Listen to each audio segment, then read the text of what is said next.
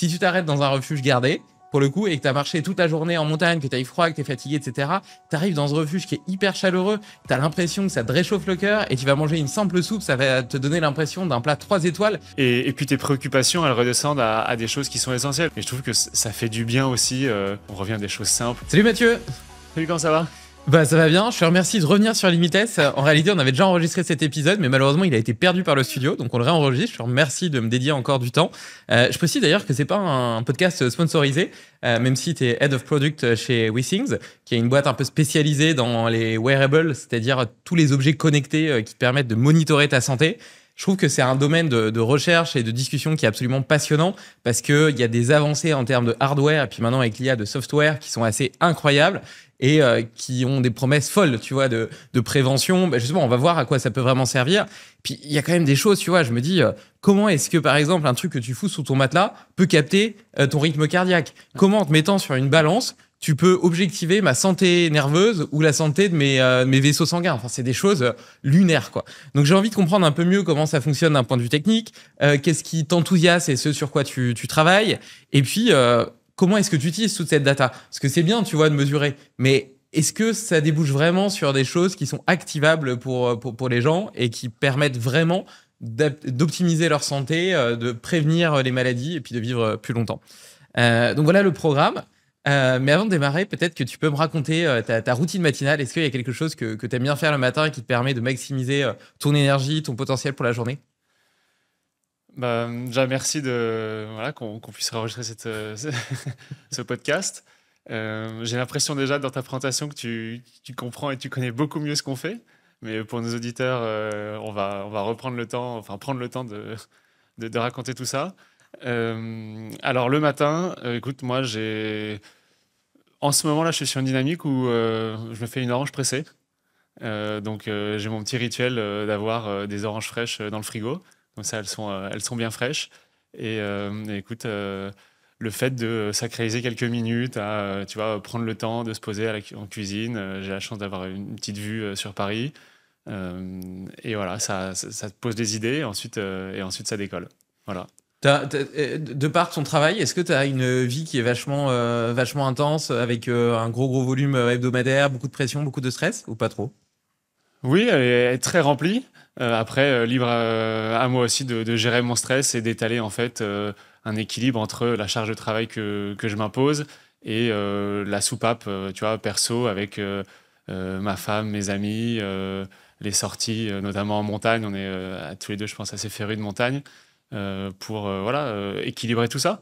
Donc non, je vais pas me plaindre sur le côté charge de travail, même si elle est très dense. Maintenant, je pense que c'est à moi de la gérer et voilà, je pense que c'est un travail quotidien.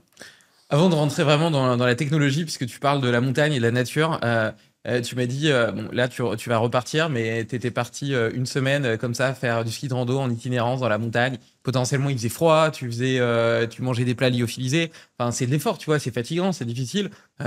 Pourquoi t'infliger ça? Enfin, vraiment, j'ai l'impression de me justifier de la même manière que certains de mes copains me disent mais pourquoi tu fais ça? Pourquoi tu vas dans un refuge non gardé où il n'y a pas de chauffage? Mais en fait, je trouve ça vraiment juste. Ça tisse un lien et une connexion avec ton environnement, les choses auxquelles tu te raccroches depuis tout petit. J'ai la chance d'avoir connu la montagne grâce à mes parents. Et en fait, ça te permet de la découvrir d'une autre manière. Aussi de te retrouver dans ces endroits qui sont évidemment somptueux, mais d'un gigantisme qu'on perçoit mal. Et en fait, une vallée en cache une autre. Et en fait, nous, on s'arrête aux stations. Mais en fait, derrière les stations, c'est juste des centaines de vallées qui sont pas du tout mécanisées, habitées de la même manière, et qui offrent vraiment un terrain de jeu pour s'épanouir et aussi un peu, tu vois, faire. Enfin, je vais pas tomber dans le bien-pensant, mais de l'introspection, où vraiment ça te permet de réfléchir sur des sujets que toi, enfin, plein de choses. Et je trouve que ça, c'est fabuleux. Alors qu'en plus, tu peux le partager avec des amis, avec ta copine, avec les gens qui te sont chers. Je trouve que vraiment, ça crée un cocktail qui est d'autant plus détonnant. Et là, bon, la particularité de le faire en itinérance, dans des endroits où, tu vois, qui sont pas forcément supervisés, bon, bah, ça, c'est plus avec le temps, comment aussi un peu varier les plaisirs et faire des choses qui sortent de ce qui est devenu peut-être pas une routine, mais quelque chose de commun pour moi. Ouais, je partage complètement ça quand je fais du trail, quand je fais de l'alpinisme, quand je fais ce genre de choses. Je trouve que cette notion de temps long, déjà, elle permet effectivement ce voyage intérieur. Puis surtout, c'est des moments un peu préservés où le bruit disparaît. Parce qu'en fait, dans ton quotidien, tu as toujours plein de responsabilités, plein de choses à faire. Et même si c'est le week-end chez toi, au final, tu as une montagne de trucs potentiellement à faire. Et donc, toutes tes journées sont toujours remplies, optimisées. Enfin, moi, en tout cas. Et là, c'est un moment où le temps ralentit, le bruit environnant, donc le bruit auditif, mais aussi le bruit lié aux sollicitations, aux notifications, aux informations, aux demandes des autres, à l'extérieur, etc., diminue, même n'existe plus. Et donc, ça permet de vraiment profiter du moment présent.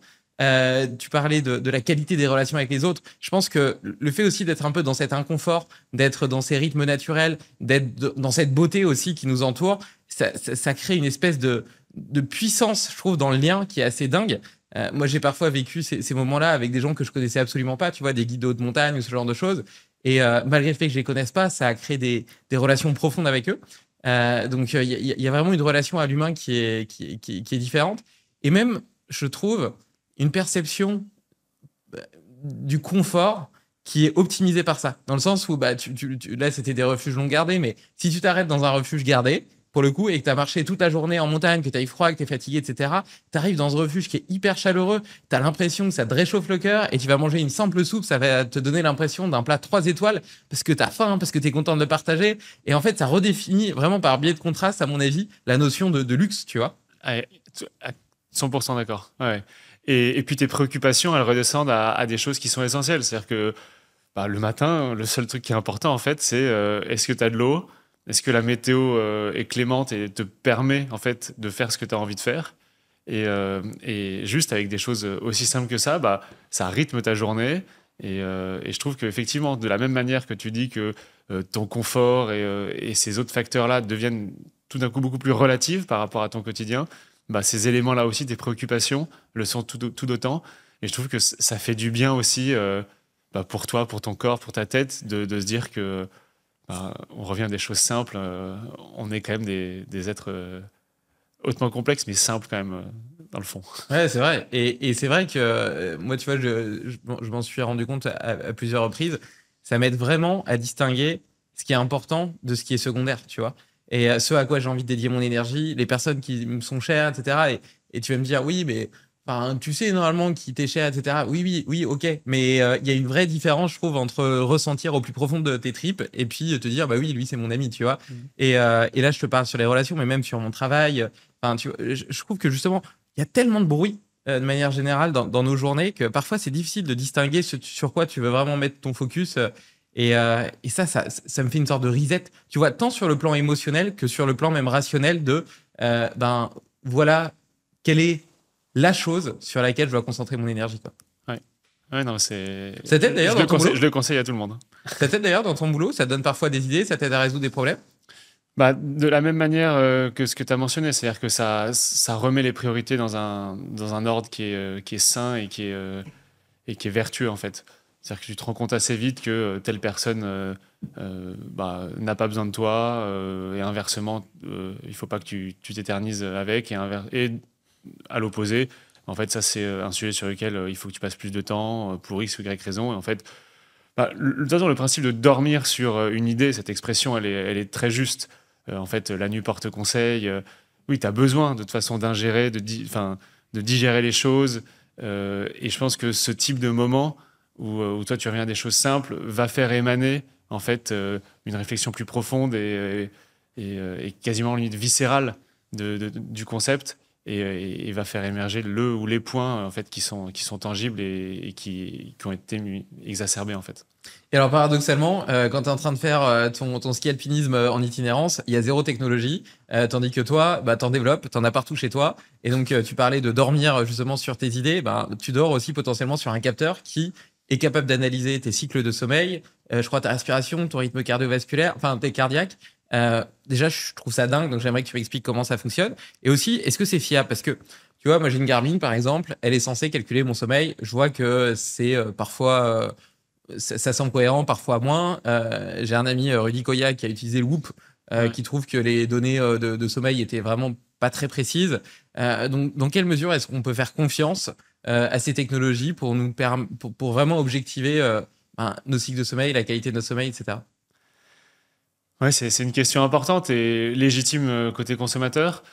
WeThings a pris le parti il y a quelques années de vraiment s'orienter sur un créneau où elle propose des données médicales certifiées. C'est-à-dire qu'en fait, il y a tout un process réglementaire où tu viens comparer tes données, la qualité de tes données, à ce qu'on appelle un gold standard, c'est-à-dire un appareil de référence qui est généralement présent en milieu hospitalier. En l'occurrence, pour le sommeil, l'appareil de référence, c'est un acronyme qui s'appelle le PSG, la polysomnographie. C'est une série de capteurs, sondes, masques que tu mets dans un lit d'hôpital et qui va du coup analyser ton sommeil, tous les paramètres respiratoires, cardiaques, et notamment liés à l'apnée du sommeil. Et ça, du coup, ça va donner une grande feuille de papier, enfin, qui est maintenant digitalisée, où à chaque minute, tu vois différents types de paramètres variés.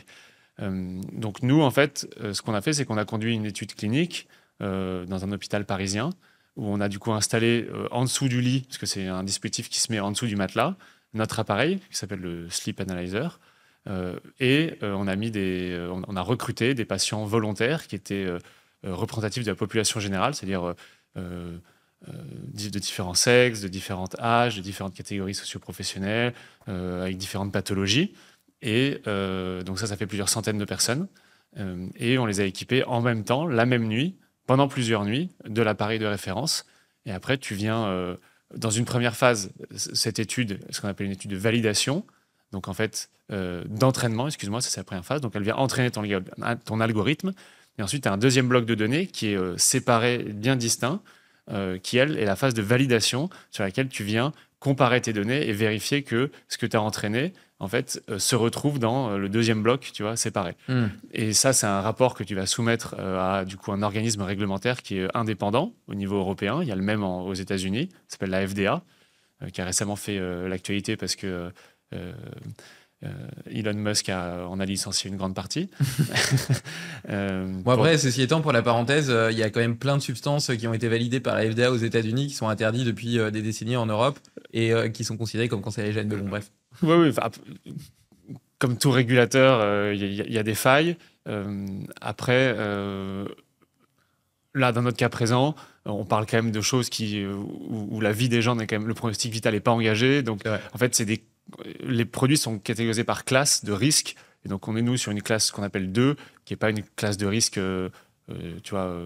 aussi engagée que des produits... cosmétiques ou compléments alimentaires. Oui, ou des choses que tu te mets sous la peau, enfin des choses bien sûr, qui sont invasives. Implantables, je vais dire, excuse-moi. Voilà.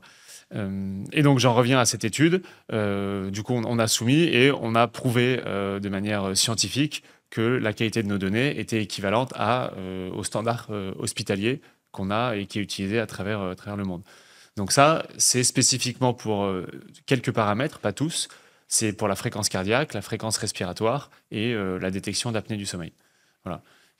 Parce que notre parti pris, c'est vraiment ces données médicales sur lesquelles tu peux avoir un impact. Et l'impact, c'était ton introduction, comment on peut en avoir, par quoi. Et ça, je pense qu'on va en parler juste après. Ok, donc, et par exemple, tu vois, les concurrents genre Oura Ring, Whoop, etc., dont j'ai parlé, qui analysent aussi ton sommeil, est-ce qu'ils ont aussi comparé leur technologie à ce gold standard ou pas? Les acteurs sérieux, vraisemblablement, ils le font. Déjà, parce qu'en fait, c'est quasiment indispensable de le faire pour la partie entraînement dont j'ai parlé, le premier bloc. Okay. En fait, parce que sinon, ton algorithme, tu le construis sur... il te faut de la donnée réelle, tu vois, et de la donnée et de la donnée structurée. Ce qui est d'ailleurs le plus dur à avoir aujourd'hui. Une donnée qui est labellisée, propre, où tu sais à tel moment que, tu vois, un médecin du sommeil de référence a bien dit à tel moment de la nuit, là, je vois un événement d'apnée, là, je vois un événement de ceci, cela. Et en fait, toi, ça te permet d'avoir de la donnée labellisée de qualité, vérifiée, et d'entraîner ton algo. Donc ça, vraisemblablement, les acteurs sérieux l'ont fait. Oura, d'ailleurs, a fait des publications à ce sujet. Apple également. C'est les deux que je pourrais citer qui sont sérieux sur le sujet. Après, aucun des deux n'a fait la deuxième partie que nous, on a faite, c'est-à-dire avoir un deuxième dataset de validation sur lequel tu te compares, tu publies, pour être justement évalué par un régulateur externe et en fait avoir un tampon médical.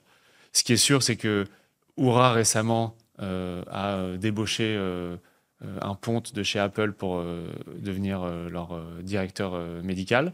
Et dans une interview récente, il dit vouloir aller chercher des certifications médicales à terme pour la marque.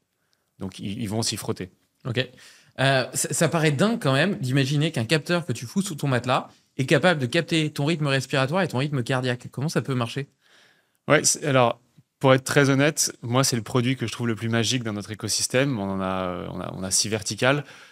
Celle du sommeil est vraiment incroyable parce que effectivement, c'est juste un petit bandeau que tu mets sous ton matelas, donc qui n'entre pas en contact avec le dormeur et qui vient mesurer à travers ton matelas ces différentes données physiologiques que tu as citées. Il y a la fréquence cardiaque, fréquence respiratoire, l'apnée du sommeil, tes cycles, ta profondeur, ta durée, le temps passé au lit, endormi, éveillé. Et donc tout ça, en fait, technologiquement, qu'est-ce que c'est? En fait, c'est une grande poche pneumatique que tu mets sous le matelas, qui est aussi doté, pour être transparent, d'un capteur sonore. Donc en fait, ça te donne un niveau d'intensité du bruit dans la pièce qui permet, nous, d'aller chercher les ronflements. Et les ronflements ont une corrélation plus ou moins directe avec notamment les épisodes d'apnée, mais pas uniquement. Donc ça nous aide aussi à affiner la pertinence et la précision de l'algo. Et donc avec ces deux principaux capteurs, nous, on va voir du coup ton mouvement sur le matelas, parce que tu as un déplacement forcément de ta poche et de ta poche d'air. Et on voit également les battements de ton cœur, parce qu'en fait, le cœur, c'est une grosse pompe, tu vois, qui émet à peu près toutes les secondes un gros battement, tu vois, l'expulsion du sang, poum, poum, ça vibre dans ton corps. Nous, on le sent plus parce que, heureusement, si on deviendrait fou, je pense. Mais du coup, cette onde mécanique, tu vois, elle traverse le matelas, et en fait, nous, on la ressent toutes les secondes, enfin le produit en l'occurrence. Le rythme respiratoire, pareil, on le voit dans cette information. La variabilité de la fréquence cardiaque, ce qui s'appelle le HRV, la FCV, et ben ça, VFC, pardon. Ça également, on le voit dans l'interbattement de cette fameuse pompe, cette fameuse onde mécanique, voilà, et ainsi de suite. Et donc, en fait, on a de la richesse dans l'information via des technologies qui même nous ont surpris. C'est-à-dire qu'on s'est dit à la base, en fait, pour être très honnête, cette technologie, elle vient du tensiomètre connecté. Tu vois, le brassard que tu mets à ton bras aujourd'hui, c'est un brassard, c'est une poche d'air que tu viens du coup gonfler. Et d'ailleurs, tu as dû le faire chez le médecin. Le médecin, tu sais, avec une poire, il vient gonfler. En même temps, il vient capter ton pouls au même endroit. Et en fait, ce qu'il vient regarder, c'est le moment où ça décroche, où en fait, tu as tellement serré que tu arrives à la pression max et à la pression min, ce qu'on appelle systole et diastole. Et en fait, ce qu'on a fait, c'est que c'est un tensiomètre qui est ouvert. En fait, c'est une grande poche pneumatique ouverte, et on a mis un système forcément de captation de pression, de régulation, pour capter un autre type d'information, mais avec les mêmes fondements technologiques. Ouais, c'est hallucinant. Et du coup, peut-être que ça m'amène sur une question parallèle qui est de savoir comment est-ce que vous développez des produits. Donc, toi, tu es Head of Product. C'est quoi ton métier? Comment ça se développe un nouveau produit? Donc, à la base, vous voulez faire un tensiomètre. Et là, tu te dis, tiens, si on l'utilisait pour analyser le sommeil? En fait, on a plusieurs médecins dans nos effectifs. Et en fait, c'est ces personnes avec qui on discute quotidiennement des pathologies et des besoins sur le terrain qui, eux, nous orientent sur en fait, l'hypertension aujourd'hui, ça va concerner 1 personne sur 4 dans le monde. Il y a un vrai besoin que ces personnes, soient diagnostiquées. Ça, c'est une première chose. Et 2, qu'elles puissent en fait être suivre leur tension, parce que en fait, tu peux adapter les médicaments. Et donc aujourd'hui, nous, on a des centaines de milliers d'utilisateurs de tensiomètres connectés, même des millions. Et 60% d'entre eux, figure-toi, on leur a posé la question récemment à nouveau, 60% d'entre eux l'ont acheté en étant déjà diagnostiqués d'hypertension, donc en ayant la connaissance de leur maladie chronique, Mais ils le faisaient pour pouvoir suivre leur posologie médicamenteuse et en fait pouvoir faire cette feedback loop, ce retour conscient et informé à leur médecin pour leur dire voilà, ce mois-ci, ma moyenne systolique et diastolique en matinée, en soirée, parce que évidemment il y a des spécificités avec cette maladie, et de temps. Est-ce qu'on garde la même titration? Est-ce qu'on évolue? Et donc en fait, on voit que c'est un outil aussi très utilisé et très utile pour faire ce lien entre patient et médecin. Donc c'est ta question initiale, j'ai un peu dévié, c'est comment on les développe, ces produits. Mais en fait, on s'appuie beaucoup sur le corps médical qui est infusé dans l'entreprise et aussi quand qu'on rencontre à des conférences, lors de nos études cliniques. On a commencé avec la balance connectée, par hasard, parce qu'en fait, nos fondateurs, notamment Eric Carrel, étaient issus d'une boîte qui s'appelait Inventel, qui avait inventé la Livebox, en fait. Donc, c'était vraiment la maison connectée, tout ce qui est... et en fait, WeThings, ça vient de Wireless Things. Hein, et donc, lui était très attaché au Wi-Fi. On a mis du Wi-Fi dans tous nos produits dès le début, parce qu'en fait, c'est une technologie assez magique quand tu y penses, parce que tu n'as pas à avoir ton téléphone à côté de ton produit. En fait, ça, les gens s'en rendent pas bien compte, mais le produit communique directement avec ta box. Donc, en fait, où que tu sois, sans avoir le téléphone près de ton produit ou allumé ou éteint, bah, en fait, ton app sera mise à jour de par le cloud. Et donc, ça a été les débuts avec la balance, qui était un heureux événement. Et en fait, assez vite, les témoignages des gens sur les réseaux sociaux, dans leurs retours clients qu'ils nous ont fait, c'est incroyable, cet objet a changé ma vie.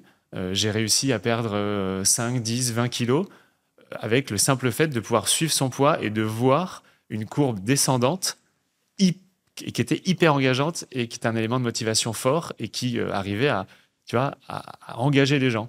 Et donc là, on s'est dit, OK, en fait, il y a quelque chose d'énorme à faire autour de donner les outils, les bons outils à chacun pour prendre en main sa santé et pouvoir en être acteur. Voilà. Et donc, ça a commencé avec le poids, la composition corporelle.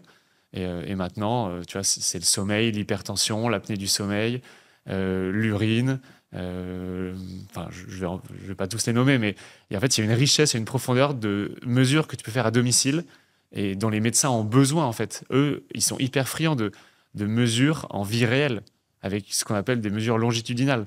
Parce que toi, ce que tu fais, c'est que tu vas 1 fois ou 2 par an chez le médecin, il te prend des mesures dans son cabinet, il y a un effet blouse blanche qui peut arriver, ou pas. Hein. C'est-à-dire que certains, c'est connu que tu vois, leur fréquence cardiaque ou leur systole, diastole sera pas du tout dans leur range habituel, dans leur niveau habituel.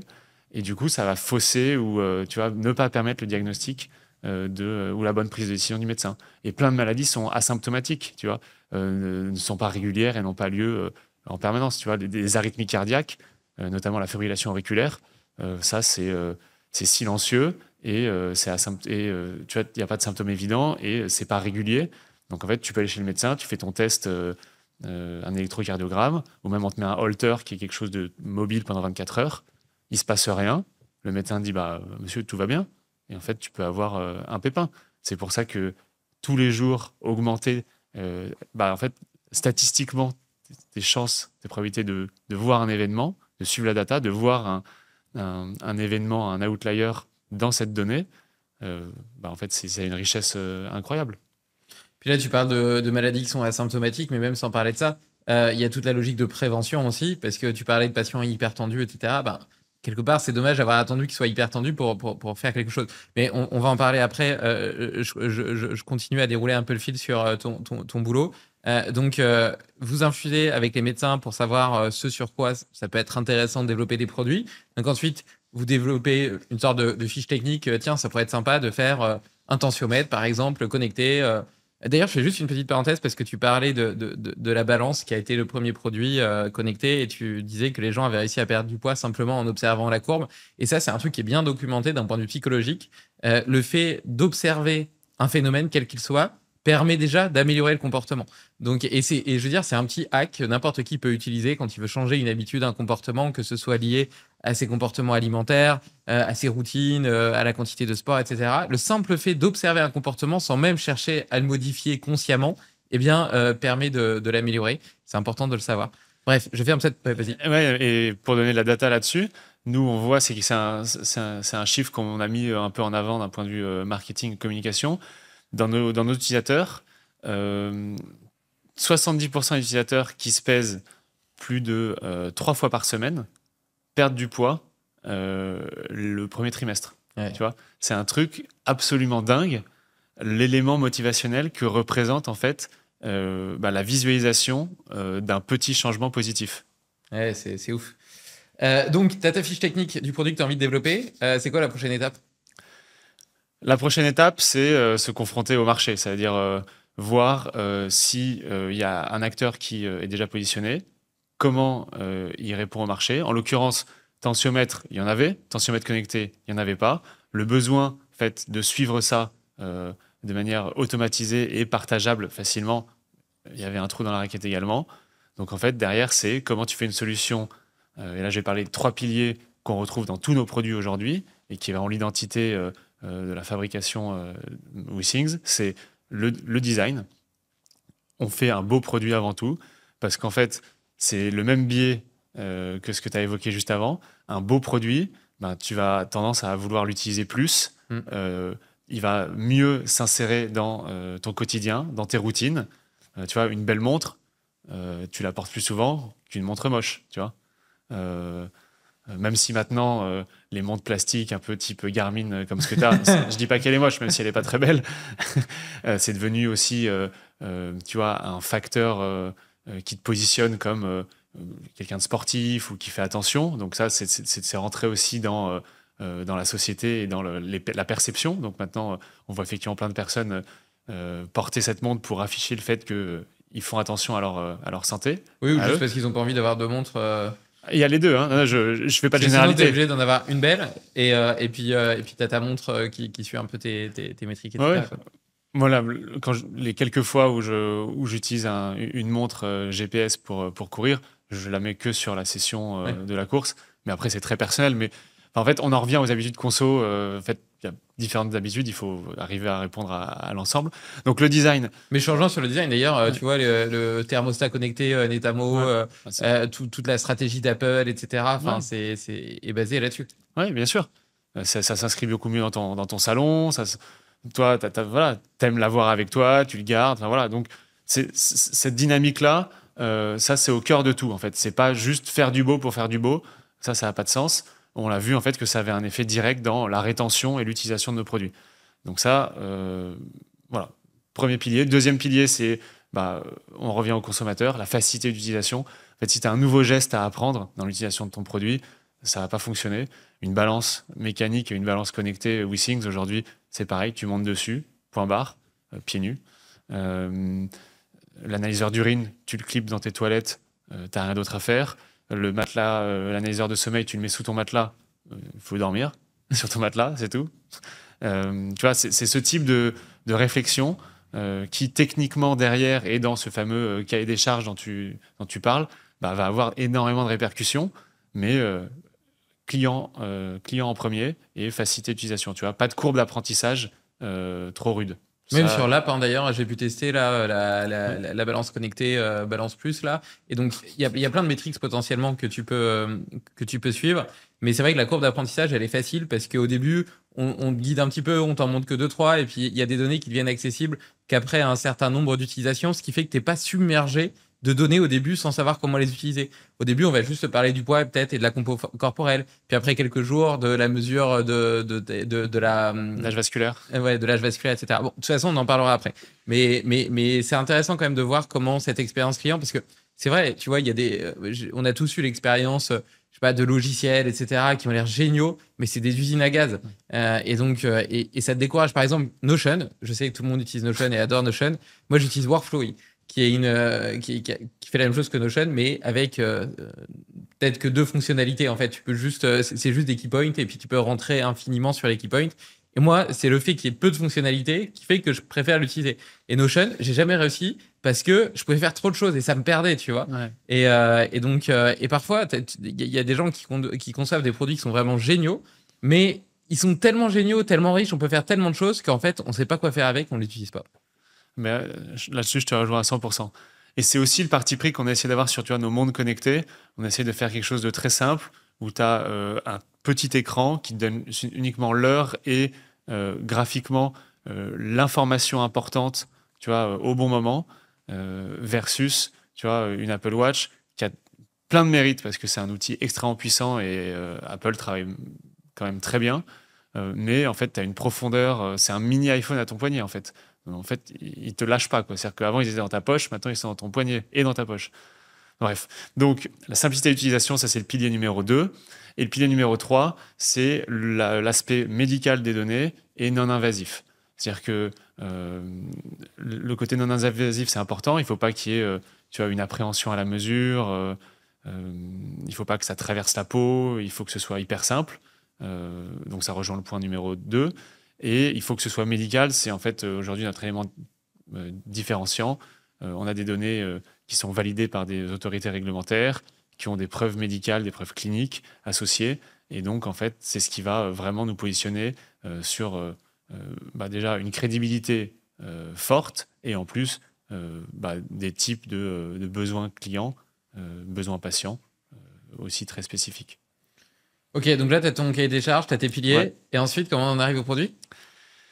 Après, c'est des boucles itératives, c'est-à-dire qu'on a une équipe produit, tout le monde est à Paris, dans le même bâtiment, que ce soit les ingénieurs mécaniques, électroniques, soft, data, algo, industrialisation. Et en fait, on commence, comme j'ai dit, par le design. Donc, en fait, les premières personnes qui travaillent sur le sujet, ce sont des designers industriels qui font des propositions d'enveloppe du produit. On leur a quand même donné des volumes à respecter, mais ils ont tendance quand même à pas trop écouter, tu vois. Ils ont une idée un peu en tête de la simplicité, la pureté des lignes. Ça, tout de suite, c'est prototypé, tu vois, c'est coq, et on regarde avec des utilisateurs si l'appréhension, l'usage, ça tombe bien, tu vois. Une montre, c'est assez facile, c'est un tour de poignet, mais une balance également. Mais même, tu vois, une balance, il faut que toutes les tailles de pieds passent, il faut que en fait, ça cache pas l'afficheur, il faut que naturellement, tu les mettes au bon endroit, puisqu'en fait, il y a des capteurs invisibles dans le verre. Donc, tu vois, il faut que ce soit conçu d'une manière à ce qu'en fait, inconsciemment, tu positionnes tes pieds au bon endroit pour que ça fonctionne. Donc, tu vois, toutes ces petites choses, il faut les réfléchir. Ça paraît, tu vois, des années-lumière de ce que le consommateur peut se dire en regardant le produit. Mais en fait, tout a une raison. Pareil, on a un nouveau produit qui est une sorte de super thermomètre portable qui fait également l'analyse de tes poumons et de ton cœur pour toute ta famille. Ça, c'est un petit tube. Et en fait, on a passé des heures et des heures tu vois, la courbe exacte pour que le positionnement de ton doigt tombe bien sur les différents capteurs et qu'en fonction de tout type de peau, qu'elle soit plus ou moins sèche, le capteur fonctionne quand même bien. Enfin, voilà. Donc, ouais, ça ressemble un peu à une télécommande d'Apple TV d'ailleurs. Exactement. Et donc c'est marrant. Donc ça veut dire que les designers, ils bossent sur toute la coque, tout l'extérieur, alors même qu'il n'y a pas encore de technologie dedans, quoi. Ouais, exactement. C'est-à-dire qu'en fait, on ne peut pas avancer. Évidemment, il faut que la techno rentre dedans et il y a des validations évidentes de volume, tu vois, et d'encombrement, même si c'est plutôt à nous de nous plier au design que l'inverse. Mais du coup, ça nous force à réfléchir à être plus créatif. Mais oui, le gros du travail au début, c'est vraiment faire en sorte que le produit soit beau et soit, dans un certain sens, affordant. Tu vois, c'est-à-dire que tu l'utilises tout de suite de la bonne manière. Et donc ça prend du temps. Et donc ça, c'est beaucoup d'impression 3D. Donc on a un labo avec plein d'imprimantes au bureau et là, ça tourne bien, ça nous permet d'itérer vite. Et une fois qu'on commence à arriver à quelque chose, tu vois, qui tient bien en place en termes d'usage, derrière, les cartes électroniques, on fait ce qu'on appelle des NPI, New Product Introduction, c'est-à-dire qu'on fait des petites séries de cette version du produit qui est fonctionnelle. Et donc ça, on le fait dans nos usines de fabrication. Elles sont toutes en Asie aujourd'hui.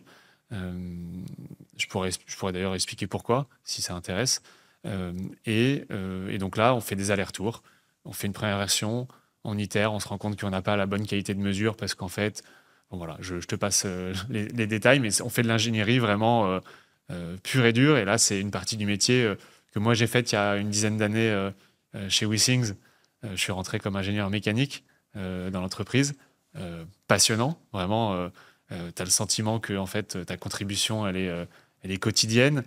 Quand tu fais une semaine sur les lignes d'assemblage et de test, bah, en fait, tu rentres avec ta valise pleine de produits qui ont évolué, qui sont potentiellement candidats à être fonctionnels. Évidemment, ils ne le sont pas, mais en fait, tu fais avancer, tu vois, le schmilblick, la cacahuète, et vraiment, il y a un sentiment gratifiant d'avoir contribué, tu vois, avec tes mains, quoi. Ouais. Et En fait, t'es un chercheur. ouais, et dans une ère industrielle où en fait tout est devenu digital et immatériel, revenir à un truc que tu touches, qui est tangible, que tu peux donner à quelqu'un d'autre, tu vois, et sur lequel la personne peut se raccrocher, franchement, il y a un côté, c'est hyper gratifiant, tu vois. Ouais, Bon, je pense que comme d'hab, ça touche à l'enfance, aux jouets, enfin à plein de trucs, tu vois, mais c'est génial.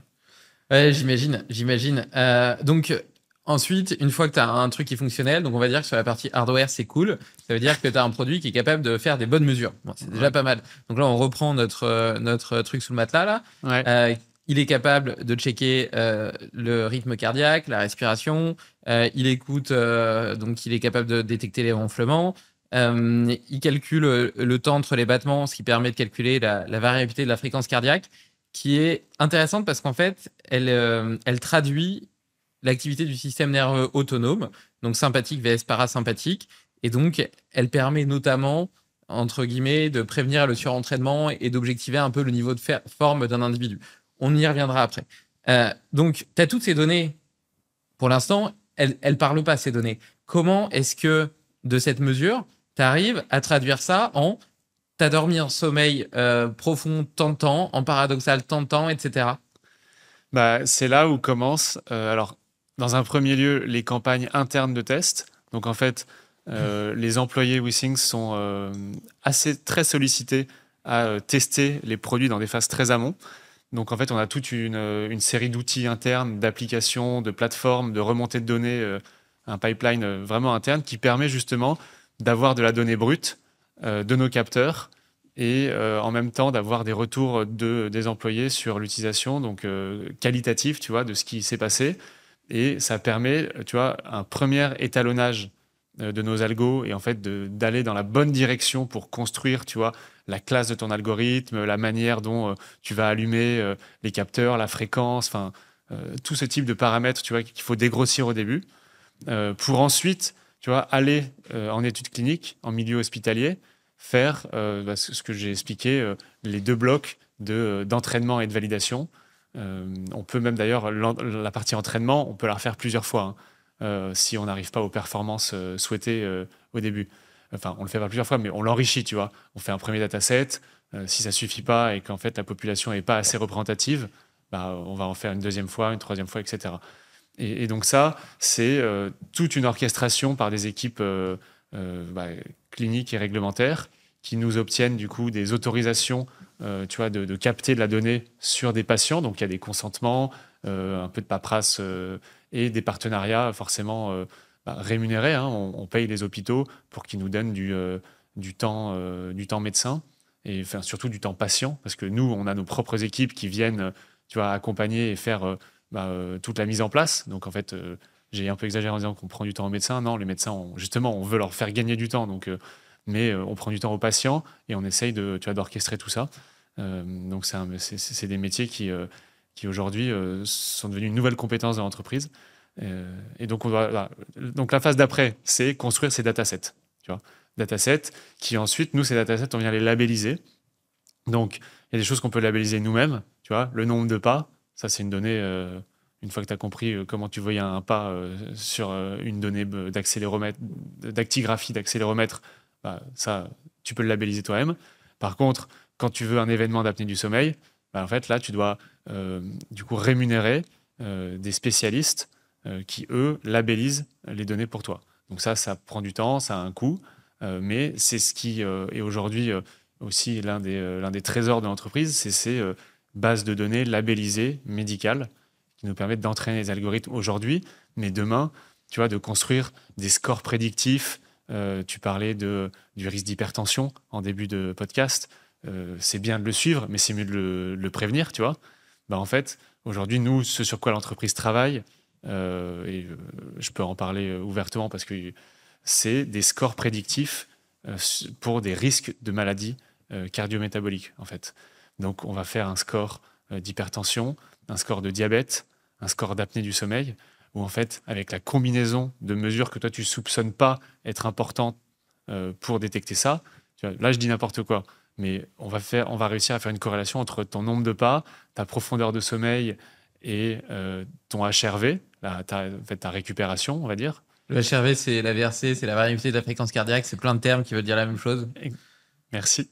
Et ben en fait, on va réussir à construire des scores prédictifs en les nourrissant de plein d'informations qui individuellement, bah, tu vois, n'ont pas cette profondeur. Mais comme on a ces datasets hyper riches, nous, on peut les croiser. Évidemment, nous, on fait ce qu'on appelle du machine learning, ce qui est en fait une forme d'intelligence artificielle. C'est pas nouveau, mais du coup, les gens maintenant relabellisent ce métier IA, mais ça l'a toujours été d'une autre manière. Et donc, en fait, j'en reviens à la qualité de cette donnée. Elle est hyper importante parce que demain, nous, elle va nous permettre d'aller plus loin. Donc, je ne fais pas la promotion en disant c'est mieux d'avoir plus de produits WeSings, mais en fait, il y a une richesse et un intérêt à avoir un écosystème, tu vois, cohérent, complet, qui mesure différentes choses parce que demain, vraiment, on va voir et on va réussir à prévenir énormément de choses. Ouais, parce que c'est ça que je trouve vachement intéressant. En fait, là, vous avez développé plein d'outils connectés qui te permettent de cartographier ta santé de façon 360, mais jusqu'à maintenant, il n'y avait pas encore de capacité à vraiment mettre en lien toutes ces données. Et d'ailleurs, c'est un peu un reproche qu'on peut faire même aux autres solutions, Ouais. tu vois, Whoop, etc. C'est le fait que tout ça communique pas bien ensemble, on a du mal à centraliser la donnée, alors que justement, en prenant en compte toutes ces données, eh ben, on peut tirer une information qui est beaucoup plus intéressante. Et je pense qu'avec l'essor de l'IA aujourd'hui, les possibilités sont absolument hallucinantes. Tu parles de la prévention cardiovasculaire. Je me demande, tu vois, tu parlais du gold standard tout à l'heure. J'ai l'impression que sur ces sujets-là, ça a souvent été les analyses sanguines, et notamment tes taux de cholestérol, etc. Machin. Est-ce que tu penses que l'un peut se substituer à l'autre? C'est-à-dire que si par exemple, tu vois que je fais 17 000 pas par jour, que je fais pas d'apnée du sommeil, que ma VOP, Vitesse d'onde de pouls, ouais. ouais, et de 6 par exemple, j'ai un j'ai un risque cardiovasculaire qui est faible, et ça, peu importe mon niveau de cholestérol, même si j'ai un cholestérol à 200 par exemple. Bah, oui, on espère que. Enfin, je te le souhaite pas, mais. Tu me souhaites pas quoi? D'avoir du cholestérol. Oui, mais est-ce que. Non, mais ce que je veux dire, ouais. c'est que. Ça, c'est ce que je veux dire, c'est que. Il y a des indicateurs aujourd'hui connus, et notamment sanguins, qui ont une vérité, tu vois, à l'instant T. Mais en fait, on se rend compte qu'il y a des choses qui sont plus complexes et qu'on n'explique pas forcément, et qu'on peut plus facilement corréler avec plus de données et plus variées. Et donc, c'est pas exclu que si tu es tel indicateur qui soit, tu vois, dans des zones qui soient pas vertes, tu vois, normales, en fait, ça peut être effectivement signe de. Toi, tu mentionnais le cholestérol, ça peut être autre chose, même si un test sanguin aurait dit autrement, tu vois. Et l'inverse, c'est vrai aussi ou pas? T'as pas de cholestérol, mais. Non, justement, tu as du cholestérol, mais en fait, tous tes marqueurs fonctionnels montrent que tu es en pleine santé. Je suis pas médecin, mais je pense que oui, l'inverse est aussi possible. En fait, il faut trouver les bonnes corrélations. Ce qui est important, c'est plutôt aller dans le sens de nous, on ne prévient quand on pense qu'il y a un risque qui est en train d'émerger. Et après, soit il y a des vérifications cliniques qui sont inattaquables et la prise de sang peut en être une pour certaines choses. C'est sûr que la prise de sang, c'est quand même hyper invasif et c'est pas quelque chose que tu fais tous les 4 matins. Versus, tu as quelque chose sous ton matelas que tu sens pas et qui te traque tous les soirs. Bon, moi, je pense que le choix est vite vu pour ton confort. Bien sûr. Mais donc, tu penses qu'avec un écosystème WeSings optimisé, entre guillemets, quand je dis optimisé, c'est-à-dire avec suffisamment d'objets connectés pour objectiver et cartographier, on va dire, à 360 degrés ta santé, tu peux, par exemple, te passer d'analyse sanguine régulière. Bien sûr, toi, si tu détectes un signal de risque, là, tu le préviens et donc là, tu vas faire des analyses sanguines. Mais sans que toi, tu le détectes, a priori, tu n'as pas besoin d'aller faire de la surinvestigation sanguine, par exemple.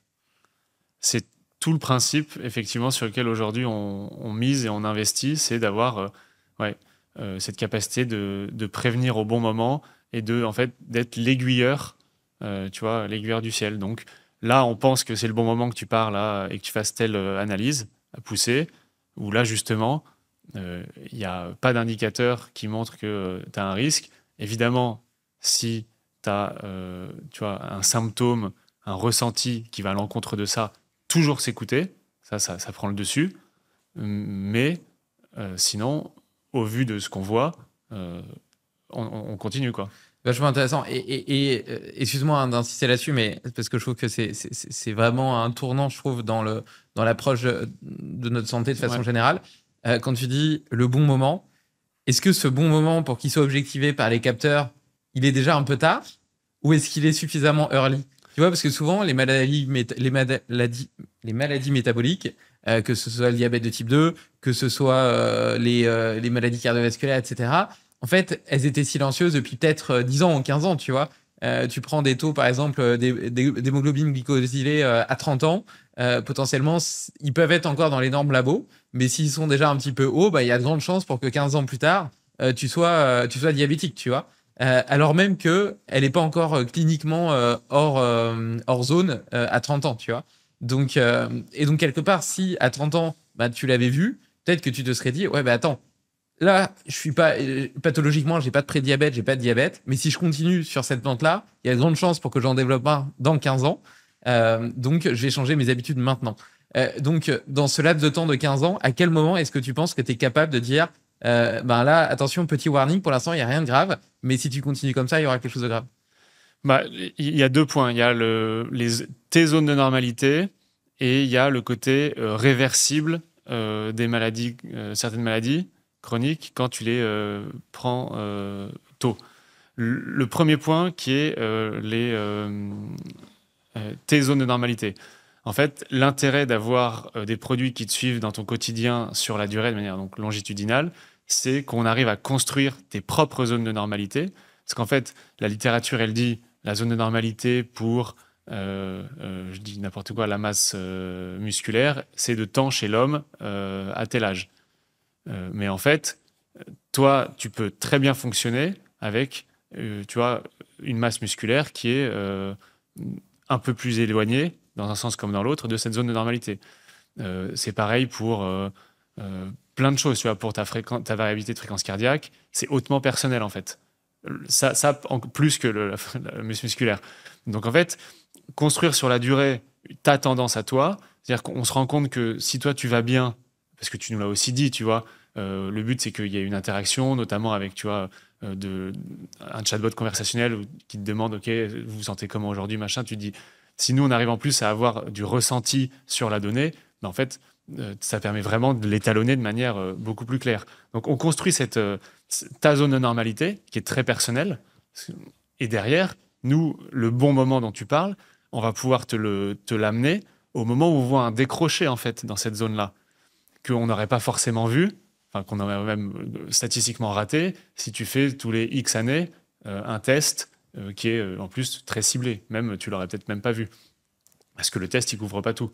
À moins de faire un check-up complet. Et ça, effectivement, la médecine préventive aujourd'hui recommande, mais à partir de un certain âge. Et en plus, même là-dessus, il y a des biais. Regarde, si moi je fais une prise de sang, je te parlais des ultra-trails que je fais une prise de sang après un ultra-trail, bah, potentiellement mes facteurs d'inflammation, mes taux de testostérone, etc., et même de mes statuts de magnésium, etc., sont complètement différents de si j'avais fait avant, tu vois, typiquement.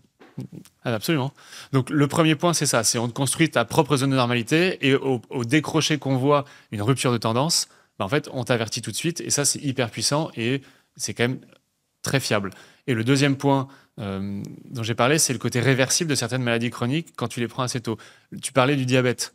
Bah, en fait, tu es d'abord en pré-diabète et ça, en fait, il y a un certain point jusqu'auquel c'est encore réversible.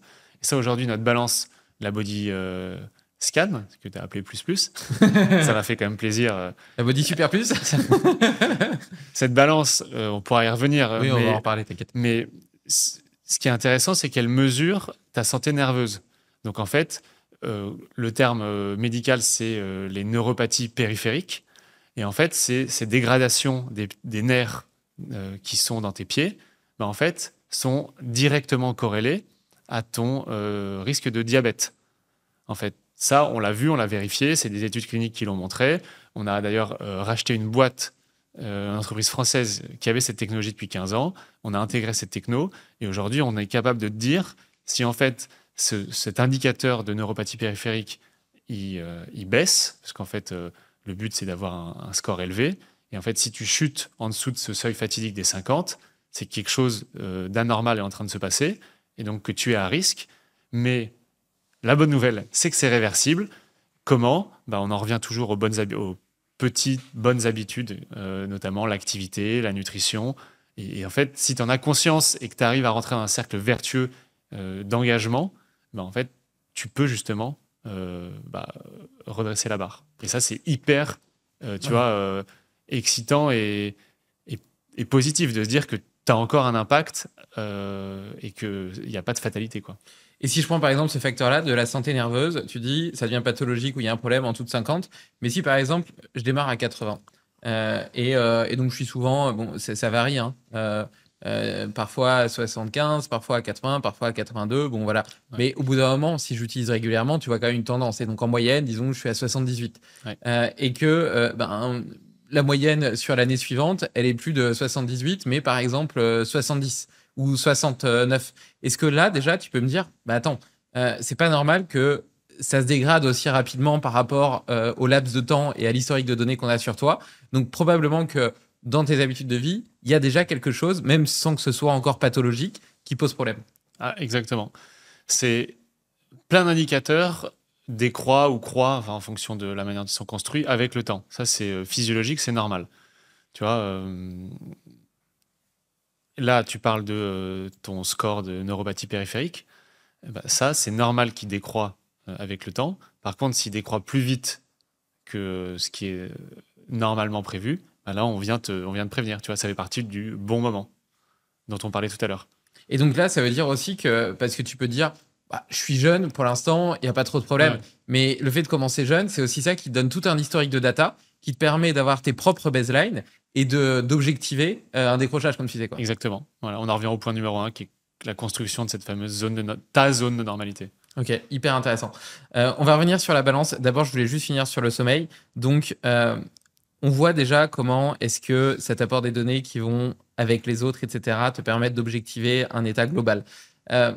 J'ai quand même envie de voir à quoi ça sert, par exemple, de mesurer ton sommeil. Moi, par exemple, je l'ai mesuré avec une bague Oura pendant tout un temps et ça m'a beaucoup aidé à corréler certaines habitudes de vie à la qualité de mon sommeil. Je me suis aperçu, par exemple, que le simple fait de boire un seul verre de vin, juste un, augmentait ma fréquence cardiaque pour toute la nuit et dégradait un peu la qualité de mon sommeil. Alors, je ne dis pas qu'il faut jamais boire, mais c'était quand même assez impressionnant de constater qu'un seul verre de vin avait cet effet-là sur la structure de mon sommeil. Une autre chose dont je me suis aperçu, c'est que il fallait que je mange très tôt pour que j'ai terminé de digérer, de telle sorte à ce que ma température corporelle, parce qu'en fait, la digestion utilise de l'énergie et donc réchauffe, entre guillemets, le corps, alors que l'un des principaux signaux qui permet au corps de s'endormir, c'est la baisse de température. Donc moi, j'ai besoin de manger très tôt pour m'endormir facilement. Donc je mange vers 18h30. Bon, je sais que pour des Parisiens, c'est inconcevable, mais c'est parce que je me couche aussi assez tôt. Je m'endors vers 22h et j'ai tendance à me lever aussi très tôt parce que ça correspond à mon rythme circadien. Mais donc, voilà, ça m'a permis de découvrir ça. Ça m'a permis aussi de découvrir que j'ai besoin de faire quotidiennement une activité physique. Donc, je fais du sport tous les jours. Et donc, on entend souvent dire, oui, il faut des jours de récupération. En fait, mes jours de récupération, je vais aller marcher 1 heure dehors. Mais si j'ai pas ce sas qui me permet d'être en extérieur, d'être en nature, de bouger mon corps, etc., peut-être que je suis pas assez fatigué ou j'ai trop d'idées dans la tête, etc. Et ça m'empêche d'avoir un sommeil de qualité. J'ai remarqué aussi que il me faut un temps pour diminuer en intensité intellectuelle. Donc, ma femme, elle sait qu'à partir d'une certaine heure, elle peut pas me parler de projets, d'idées, de choses stimulantes parce que sinon, ça m'excite trop et qu'après, mon cerveau, il part en boucle et j'arrive pas à le calmer. Et c'est un problème quand je suis à Paris, par exemple, parce que quand je fais des dîners avec des amis, même si je rentre, entre guillemets, tôt, je sais qu'il va me falloir 1 heure à 1h30 pour que mon cerveau diminue en intensité. Donc, l'avantage, c'est qu'il y a le retour du resto que je vais faire en général en marchant, qui va peut-être durer 1 demi-heure, qui va m'aider à redescendre un petit peu. Puis après, je vais lire un petit peu dans mon lit de la fiction, quelque chose qui m'évade un petit peu. Peut-être faire un petit exercice de respiration ou de méditation. Enfin, voilà. Mais donc, en fait, tous ces comportements-là, je les ai appris. Et là, tu pourrais dire, oui, mais tu peux les tester sans avoir quelque chose pour mesurer. Mais en réalité, ce qui est vachement intéressant avec la data, c'est que tu peux vraiment... C'est plus du au hasard. Parce que si tu reproduis un comportement plusieurs fois, qu'à chaque fois tu le tags, parce que sur Aura, tu peux taguer un comportement, et donc tu dis par exemple, ben, tel jour j'ai fait ça, puis tel autre jour j'ai fait ça, et en fait après, il peut corréler ça avec la masse de data, et puis il dit, bah, en fait, à chaque fois que tu fais ça, il y a tel impact sur ton sommeil. À chaque fois que tu fais ceci, il y a tel autre impact sur ton sommeil. Et là, tu tires des corrélations qui sont pas liées au hasard, parce que sinon, il y a plein de facteurs confondants, mais qui sont un petit peu validés par la masse de data. Et donc, maintenant, je n'utilise plus la Bagora parce que j'ai un bon sommeil, mais il faut quand même savoir que pendant tout un temps, la majorité de ma vie, en réalité, j'avais des gros problèmes de sommeil. Je pouvais passer 2 heures dans mon lit à regarder le plafond sans réussir à m'endormir. Donc, c'était une vraie problématique. Donc, je pense que voilà à quoi peut servir le fait de suivre le sommeil. Et on a évoqué un autre point. Donc, tu as parlé de la partie pathologique qui était plutôt liée à l'apnée du sommeil. Et tu as parlé de la HRV, donc de la VRC. Est-ce que tu peux m'en dire un petit peu plus sur la façon dont cette donnée peut t'aider à objectiver ton niveau de forme et notamment pour un sportif, ton niveau de récupération? Ouais, bah écoute, en plus, le timing est bon parce que c'est une fonctionnalité qu'on est en train de repenser en ce moment pour nos utilisateurs. Et donc en mai, on va sortir une nouvelle expérience autour de ça. Il faudra changer le dispositif? Non, du tout, c'est purement une mise à jour logicielle. C'est ça qui est génial quand ton hardware, excuse-moi, je t'interromps, hein, mais quand ton hardware, il est précis sur la mesure de données, après, peut-être que la façon dont tu fais parler ces données n'est pas encore parfaite, mais il suffit d'améliorer tes algos justement d'apprentissage pour faire des mises à jour sans devoir changer le hardware, quoi. Ouais, bah en l'occurrence, c'est ce qui se passe là. On vient faire bénéficier en fait cette mesure initialement de HRV sur notre capteur sommeil était destinée au monde médical. Donc en fait, c'était comme on a une division professionnelle de santé, WeSings, dont on parlera peut-être pas aujourd'hui, mais et donc on a une activité où on vend des produits qui sont un peu différents et qu'on du coup une autre brique logicielle en plus. Bah là, on a rapatrié certains bénéfices qu'on avait développés là pour le monde consumer. Et donc, pour revenir à la HRV, ça a permis de quoi? En fait, c'est un très bon indicateur de ta récupération. C'est-à-dire qu'en fait, plus ta HRV est faible, c'est-à-dire en fait plus ton interbattement est régulier, plus ça veut dire que ton système il est sous tension. Et donc en fait, il a besoin justement de récupérer. Et cette récupération, on la verra inversement dans, ça paraît contradictoire, mais une irrégularité un peu plus forte de temps interbattement.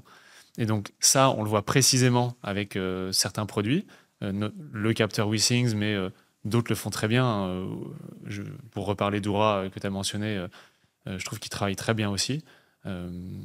Et donc cette donnée, après, c'est comment tu la mets en lumière. Et donc, soit tu peux parler de récupération, soit tu peux parler d'aptitude au matin, soit tu peux parler de... il y a plein de différents angles. Nous, le parti pris qu'on va avoir, c'est ce qu'on appelle un score un indicateur de vitalité. Donc, en fait, on va mettre en lumière à la fois ta récupération et ta charge physique de la dernière semaine. Et en fait, on va voir ton niveau corporel, ce que dit ton corps au niveau de son état actuel versus la charge qu'il a encaissée ces derniers jours.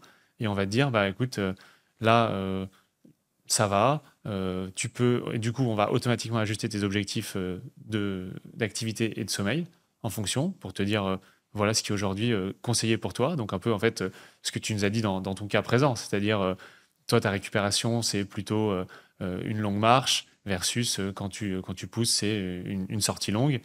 Et donc, on va commencer à suggérer ce type de bonnes habitudes à prendre ou à essayer en tout cas. Et puis après, si tu remarques peut-être que ta HRV, elle est basse pendant plusieurs jours de suite, peut-être dire, tiens, ça pourrait être bien peut-être de faire un peu de méditation parce que tu es en suractivation sympathique.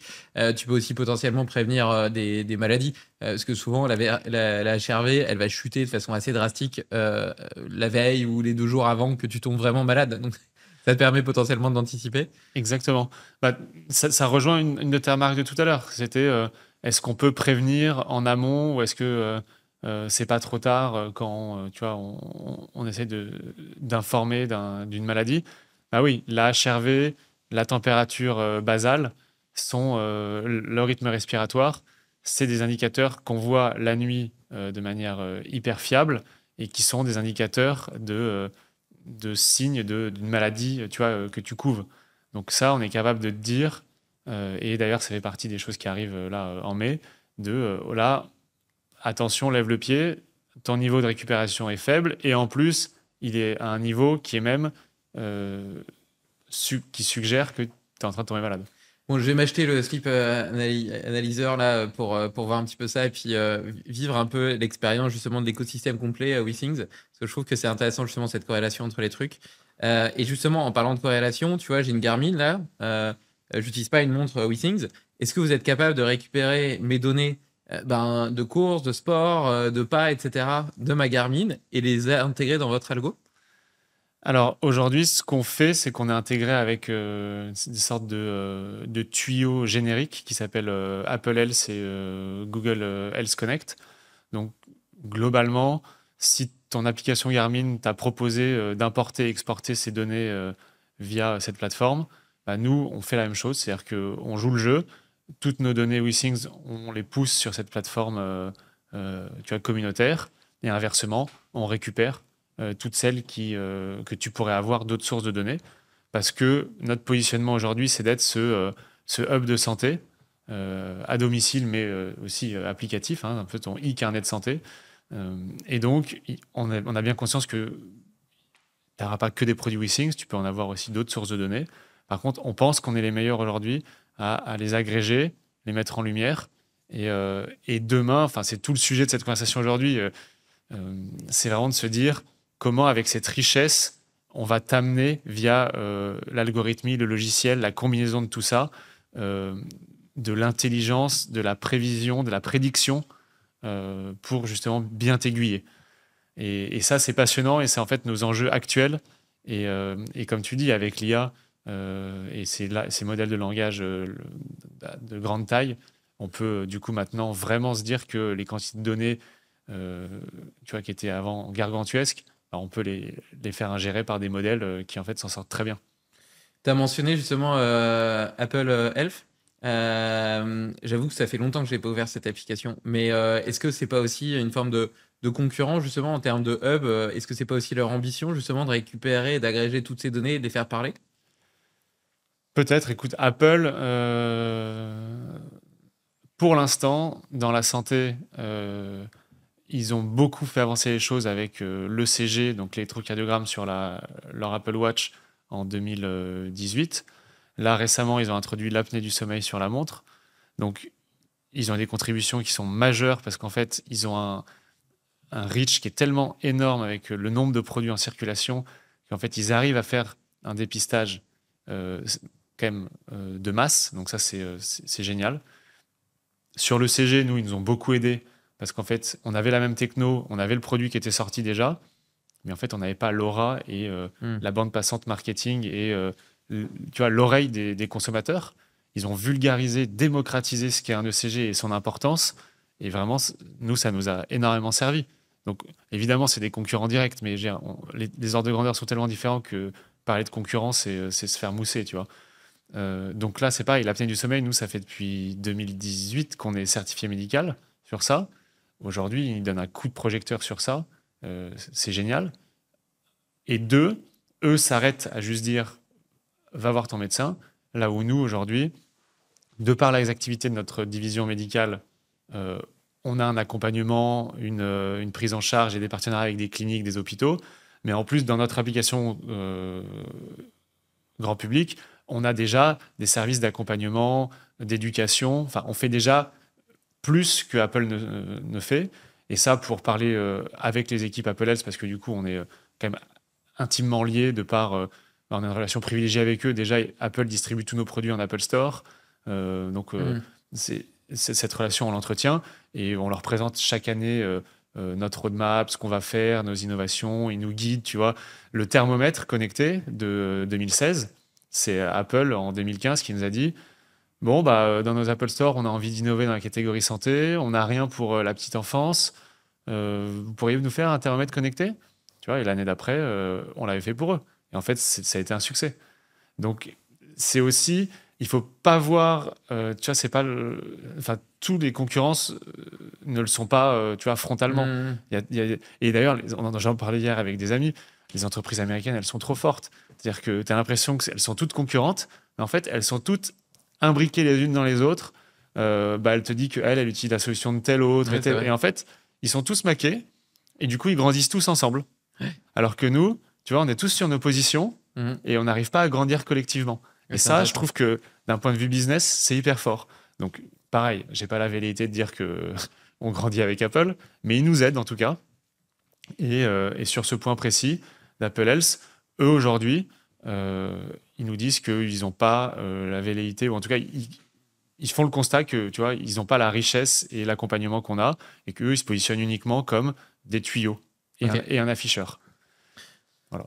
Ok, pour parler de la balance, du coup, donc c'est une balance qui regarde le poids, évidemment, indépendance mètre, donc elle est censée calculer ta masse corporelle, adipeuse et musculaire. J'avoue que c'est assez sexy parce qu'elle te fait une espèce de cartographie 3D en termes d'expérience utilisateur, c'est assez chouette.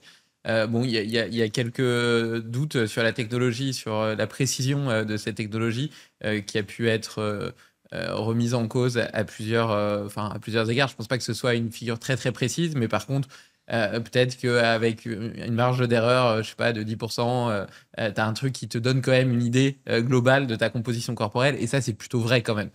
Et puis surtout, ça donne une tendance individuelle qui, encore une fois, par rapport à ta baseline, étant donné que tu utilises toujours le même outil de mesure, te permet de voir si tu es plutôt sur une bonne pente ou une mauvaise pente. C'est un point qui est juste, et je ne vais pas aller dans l'argumentaire de dire c'est la technologie la plus précise. La bioimpédance, il y a une richesse énorme dans l'information que tu mesures. Par contre, effectivement, la précision n'est pas parfaite, mais rien n'est parfait. Par contre, et tu l'as mentionné, c'est en fait, ce qui est important, c'est pas de voir la donnée en absolu. Évidemment, nous, on veut se rapprocher le plus possible de la vraie valeur, de ta masse musculaire, ta masse grasse. Mais le plus important, c'est la répétabilité. C'est-à-dire que d'une mesure à l'autre, on la mesure de la même manière. Et donc, en fait, on va te donner cette évolution relative. Et donc, au final, que tu aies 18 ou 19% de quoi que ce soit, oui, en soi, ça peut avoir un impact. Mais ce qui est important, c'est de voir cette évolution, en fait, si elle est positive, si elle va dans le sens que tu veux. Tu vois. Et c'est là où nous, je pense qu'on est quand même excellent là-dessus. Et c'est de toute façon toute l'expérience qu'on tourne autour de notre donnée aujourd'hui, c'est sur à nouveau ces tendances, cet aspect longitudinal de la donnée, et donc dans un sens relatif. Ce que j'ai trouvé aussi assez sympa, c'est que tu peux la comparer à un benchmark de tous les autres utilisateurs et savoir dans quel quartile, donc à quel pourcentage tu te situes. Est-ce que tu es globalement plus musclé ou plus gros que les autres? Ça, c'est la première chose. Et comme je te parlais de cette cartographie 3D, tu vois un peu où se situent tes muscles et puis ta masse grasse. Tu peux voir éventuellement si tu as des déséquilibres, etc. Donc, je trouve que l'expérience utilisateur est quand même sexy. Ensuite, ça te permet de faire deux autres choses. Tu en as parlé tout à l'heure, de mesurer la santé nerveuse et la rigidité de tes artères et de tes vaisseaux. Franchement, tu me disais tout à l'heure, oui, le capteur sous le matelas, ça paraît un peu magique. Et c'est vrai, c'est pour ça que j'étais content d'en parler et puis que tu précises que malgré tout, ça avait été vérifié par des analyses cliniques contre un gold standard, etc. Pour qu'on se dise que c'est pas complètement bidon. Et là, c'est un peu la même chose. Tu te dis comment est-ce que en me mettant debout sur une balance, elle va pouvoir objectiver ma santé nerveuse? Ouais. C'est ça, franchement, pareil. En fait, c'est magique d'un point de vue technologique, mais je trouve que pour toujours garder mon point de vue qui est le slip, c'est notre produit le plus magique, parce que le slip, en fait, tu l'oublies, quoi. Il se met sous ton matelas et c'est complètement dingue de se dire que ça traverse une matière autre, quoi. Mais bon, pour revenir à la balance, en essayant d'être synthétique, notre balance, c'est un plateau en verre. Sur ce verre, tu as un dépôt conducteur métallique quasi transparent, ça s'appelle de l'ITO. Ça va faire office d'électrode, donc d'injection et de mesure d'un courant. Ce courant, il est évidemment indolore, à des fréquences et à des intensités qui n'ont rien de dangereux. Par contre, si tu es enceinte, que tu portes un pacemaker ou juste que tu ne souhaites pas être traversé par un petit courant, évidemment, toutes ces options sont expliquées et tu peux désactiver ça dans l'application à tout moment. Mais si tu l'achètes et que tu as envie d'avoir ces mesures, c'est possible, ça s'appelle la bioimpédance, on en parlait, des électrodes d'injection, des électrodes de mesure dans chaque pied et dans chaque main aussi quand tu prends la fameuse poignée. Donc, il y a 2 mesures qui en découlent, enfin 3, la composition corporelle segmentale, donc on en a parlé, le ratio muscle et gras dans chacun de tes segments, et 2 autres mesures, cette santé nerveuse. Cette santé nerveuse, en fait, on va venir stimuler les glandes sudoripares, donc en fait, c'est les petites glandes qui sont dans tes mains, dans tes pieds, et qui permettent la sudation. Donc en fait, la fonctionnalité d'accroche. C'est-à-dire que si on n'avait pas ça sous notre peau, bah en fait, dès qu'on prendrait un objet, il glisse, il tombe. Donc, cette fonctionnalité de sudation, aujourd'hui, on vient la tester. Donc, en fait, d'une certaine manière, de manière vulgaire, on vient te faire un peu suer, même si toi, tu ne vas pas glisser sur la balance ou tu ne vas pas avoir des gouttes sur tes pieds ou tes mains. Mais en fait, on vient les stimuler. Pourquoi on les stimule? C'est parce qu'en fait, elles sont encapsulées par tes petits nerfs. Donc, et où est-ce qu'ils sont les plus longs, tes petits nerfs? C'est dans tes pieds et dans tes mains, mais c'est dans les pieds que la chaîne est la plus longue. Et en fait, ils se dégradent, ces petits nerfs, en fonction de différents facteurs, notamment, et le plus commun, c'est le diabète, prédiabète. Et quand ils se dégradent, et ben en fait, ta fonction sudorale, donc la manière dont tu réagis à un stimulus pour suer, bah, va être dégradée également. Tu vois, donc, on vient de faire suer d'une certaine manière. Ça ne réagit pas de la manière attendue. Donc, ça veut dire que tes petits nerfs sont endommagés. Donc, ça veut dire que tu es à risque de la pathologie la plus commune connue, qui est le prédiabète. Avec Limitless, ma mission est de t'aider à atteindre ton plein potentiel. C'est ce qui me motive à enregistrer ces podcasts depuis plus de 5 ans. Et c'est la raison pour laquelle j'ai créé Phéroce. L'alimentation moderne est 4 fois plus pauvre en micronutriments que celle de nos ancêtres. C'est la raison pour laquelle nous sommes massivement carencés en vitamines et minéraux. Pourtant, il suffirait de 7 grammes de foie de bœuf pour couvrir la plupart de nos besoins. Problème, la plupart d'entre nous n'ont pas envie d'en manger. C'est pourquoi j'ai créé le steak Phéroce, composé à 80% de viande de bœuf et à 20% d'abat, pour une richesse micronutritionnelle hors norme et un goût riche et savoureux. Donc en fait, ce petit courant électrique permet de stimuler tes nerfs, te faire transpirer, et ensuite, toi, tu mesures la vitesse à laquelle tu transpires, en fait. Les niveaux, Ouais, niveau de transpiration. Ouais. Ok. Et donc ça te permet, via un algorithme, d'objectiver et de dire, bah voilà, ta santé nerveuse, elle est de 80%, quoi. Ouais. C'est quand même hallucinant. Ah, c'est hallucinant. Franchement, bah nous, cette technologie, on l'a découverte avec une entreprise qui s'appelait Impeto Medical, boîte française qui avait une quinzaine d'années, qui était en santé financière très, très médiocre. Et en fait, bah, on a proposé de faire au début un partenariat. On a commencé par là. Et on s'est rendu compte qu'en fait, c'était évident que cette technologie devait équiper notre nouvelle génération de balances. Et donc, on les a rachetés. Et c'est une acquisition qui est hyper vertueuse. Tous les employés sont encore là. Eux grossissent le business historique. Nous, on a intégré leur techno dans notre gamme de balance. On a fait des nouvelles études cliniques. On s'est basé sur 15 années de publication. Enfin, c'est génial. Franchement, c'est un outil de dépistage qui est extrêmement puissant et qu'on sous-estime. Et aujourd'hui, on aimerait avoir plus de projets en Europe, mais tu vois, on travaille avec l'AHA, qui est l'association américaine de diabète. Et on a équipé des programmes entiers avec ces balances pour dépister dans des populations à risque les risques de diabète. Et est-ce que là, c'est lié aussi, c'est principalement lié justement à un côté alimentaire, donc à des fluctuations de la glycémie assez régulières, une glycémie à jeun et une insuline à jeun un peu élevée, etc. Ou bien aussi potentiellement, comme on en parlait tout à l'heure avec la HRV, une suractivation sympathique, un manque de récupération? Bah ça, je pense que c'est très personnel. Nous, ce qu'on mesure, c'est spécifiquement cette réponse sudorale. Mais les facteurs qui influent sur ça, ils sont multiples et pour le coup, ça, nous, on ne peut pas les retracer. Voilà. Mais par contre, ce qu'on peut te dire, c'est là, on voit un changement qui est anormal, ou là, tu es à un niveau qui n'est pas le bon. Va voir un spécialiste, investigue. Il n'est pas trop tard en plus, tu vois. C'est irréversible. Enfin, tout ça, c'est des messages hyper positifs en fait. Malgré la gravité. Et ça se dégrade naturellement avec l'âge ou pas? Est-ce que par exemple à 30 ans, je peux être à 100%? Je sais pas. T'es à combien toi? Moi, je suis à 75. Ok. Par là.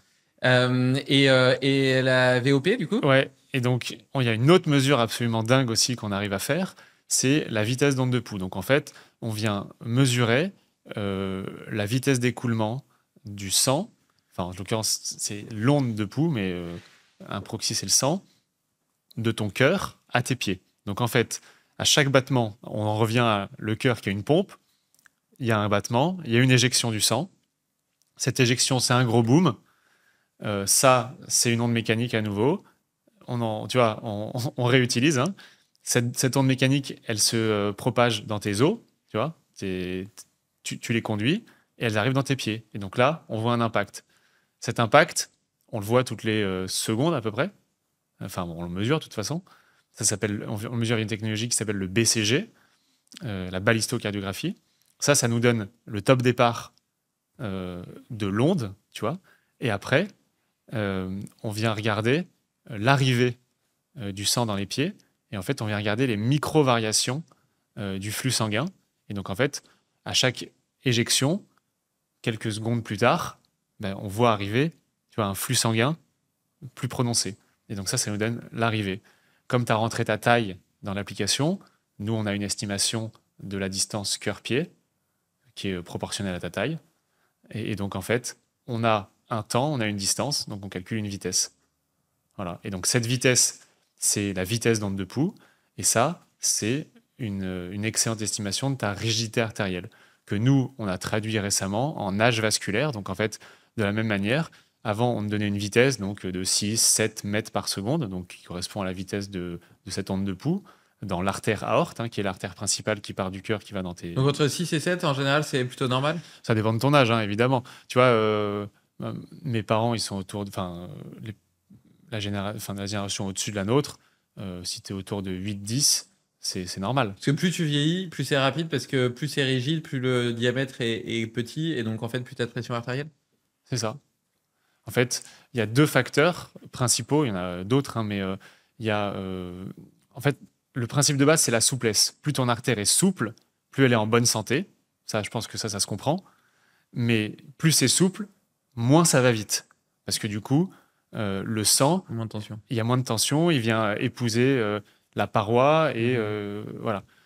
Par contre, plus ça va vite, c'est-à-dire que c'est rigide. Si c'est rigide, soit il y a deux facteurs qui sont non exclusifs, soit il y a effectivement une rigidité due à une détérioration de tes artères, premier signe, et ou tu es aussi stressé, tendu, il y a une pression des autres organes autour de tes artères qui viennent comprimer. Ah, le stress joue aussi, du coup. Ah oui, c'est une des composantes. Et puis les dépôts d'athérome, j'imagine aussi. Non. Là, tu me poses une colle. Ok. J'imagine. Parce que donc en fait, les maladies cardiovasculaires, souvent elles sont causées justement par ces espèces de plaques, de dépôts graisseux qui se mettent Ouais. dans les artères, et donc qui diminuent le diamètre des artères. Donc si ça diminue le diamètre, a priori le sang il circule plus vite dedans. Mécaniquement, oui, du coup. Et en fait, du coup, dans cette valeur-là, il y a deux composantes intéressantes dans la vitesse d'onde de pouls.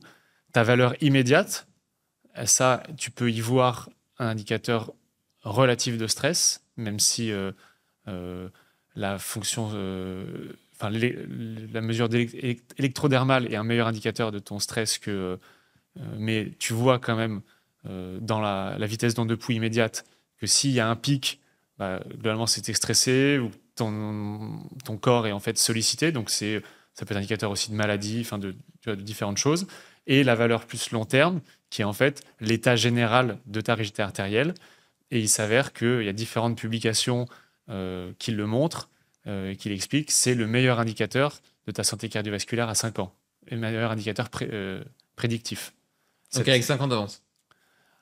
À 5 ans, ça te permet de bien prédire ce qui va t'arriver. Et petit exemple, actuel, on avait des astronautes qui étaient bloqués dans la station spatiale internationale. Il s'avère que ces personnes, quotidiennement, on mesure leur vitesse d'onde de pouls. Alors, ils n'ont pas de balance. Malheureusement, on n'a pas réussi à leur en donner une. Par contre, ils ont un petit clip qu'ils mettent à l'oreille. La techno est la même, juste c'est mesuré différemment. Évidemment, c'est pas très consumer friendly, quoique peut-être une boucle d'oreille un peu. On a bien fait des bagues, on pourrait faire des boucles d'oreille. Tiens, Nouvelle idée. mais donc, ce que je veux dire, c'est qu'ils la mesurent tous les jours, leur vitesse d'onde de pouls. Et dans l'espace, la dégradation est plus rapide. Là, je pourrais pas. Il y a des raisons, je pense, évidentes, je les ai pas sous la main. Mais du coup, la NASA regarde et l'ESA regarde quotidiennement cette valeur. Et je sais pas si tu as vu les photos avant, après, des astronautes qui sont restés beaucoup plus longtemps que prévu. Mais tu vois le vieillissement déjà sur leur visage, sur leur corps. Et ça, cette donnée, on l'a via la vitesse d'onde de pouls. C'est connu, c'est suivi. Et les astronautes, aujourd'hui, sont suivis dans toute leur mission. Et on avait pu en parler avec Thomas Pesquet. C'est quelque chose qu'il a utilisé, qu'il a fait. Mais par contre, une fois qu'il est revenu sur Terre, qu'il reprend des habitudes correctes, etc., ça se répare? Oui, c'est réversible. Comme beaucoup de choses, c'est réversible jusqu'à un corps a une certain machine point. d'adaptation, de toute façon. Jusqu'à un certain point, oui. Et donc, parce que tu disais que ça pouvait être aussi lié au stress, si j'ai le sleep analyzer là, et que j'ai en plus la body plus, non, je te taquine, mais c'est juste que je connais pas parfaitement le nom des produits, donc voilà. Mais est-ce que là, tu es capable de corréler par exemple les deux, de voir que bah tiens, ma HRV elle est faible, que ma VOP elle augmente, et donc de me dire bah là c'est peut-être pas trop le signe d'une maladie cardiovasculaire, par contre je pense que tu pousses un peu trop et que tu es en pré-surentraînement? Ouais, bah là tu me fais plaisir de demander tout ça parce que à l'enregistrement précédent, j'aurais pas pu te répondre. Mais là, je peux. On a bien fait de perdre des fichiers la première fois.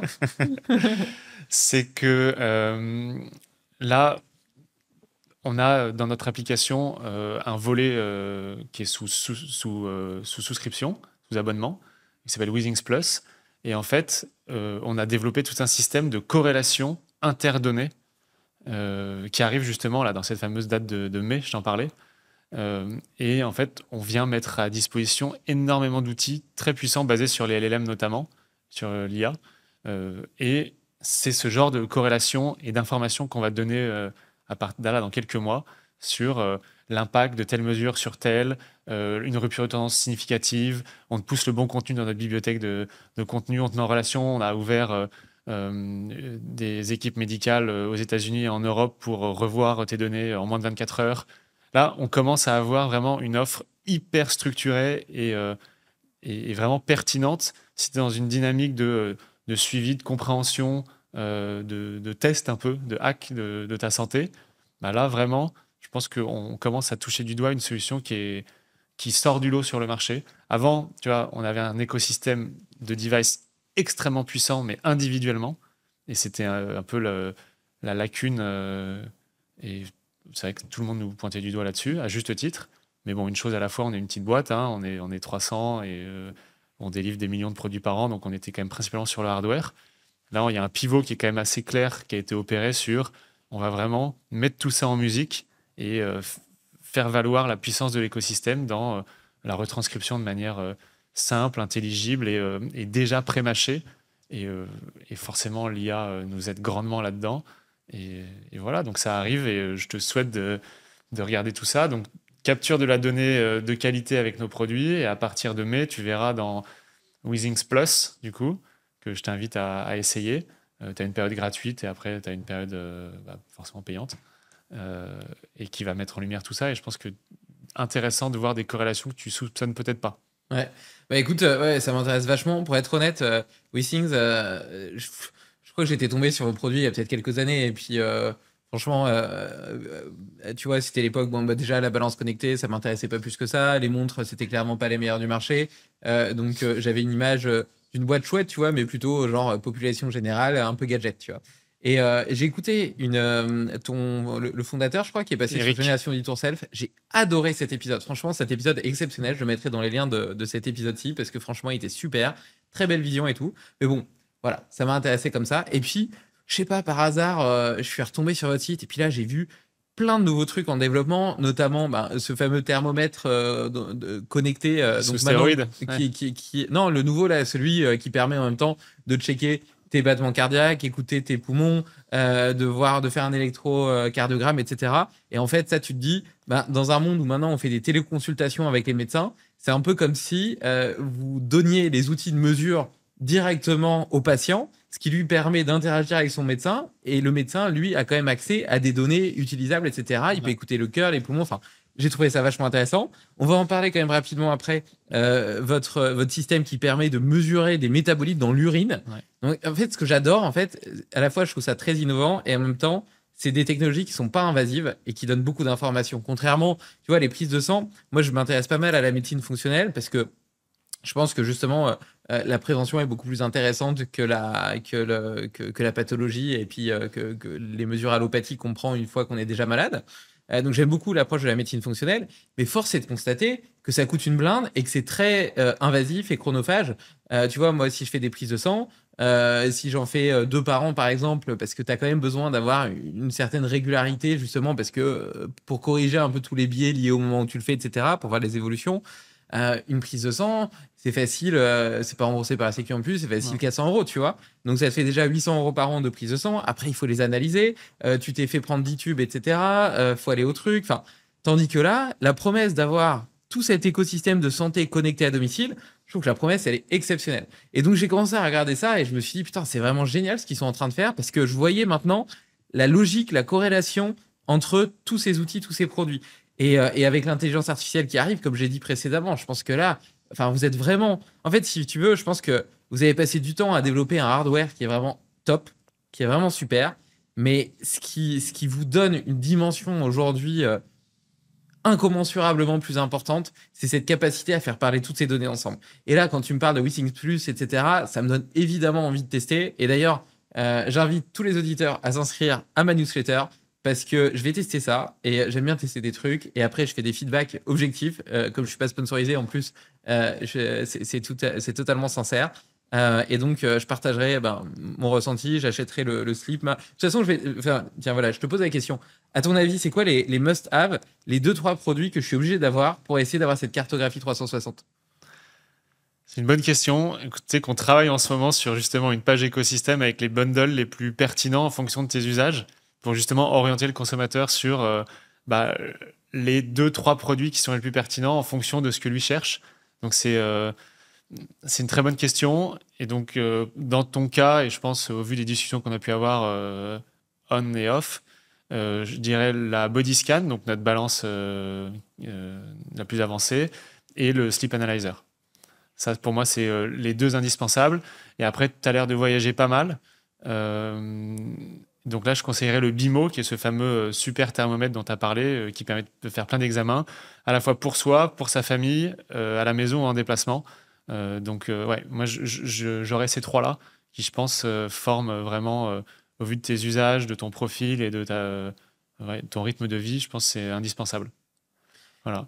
Et pour revenir sur BIMO, je pense que quand l'émission sera diffusée, le produit sera distribué parce qu'on le sort le 2 avril. Ouais. Donc c'est. Ouais, donc il sera en vente. Il sera en vente.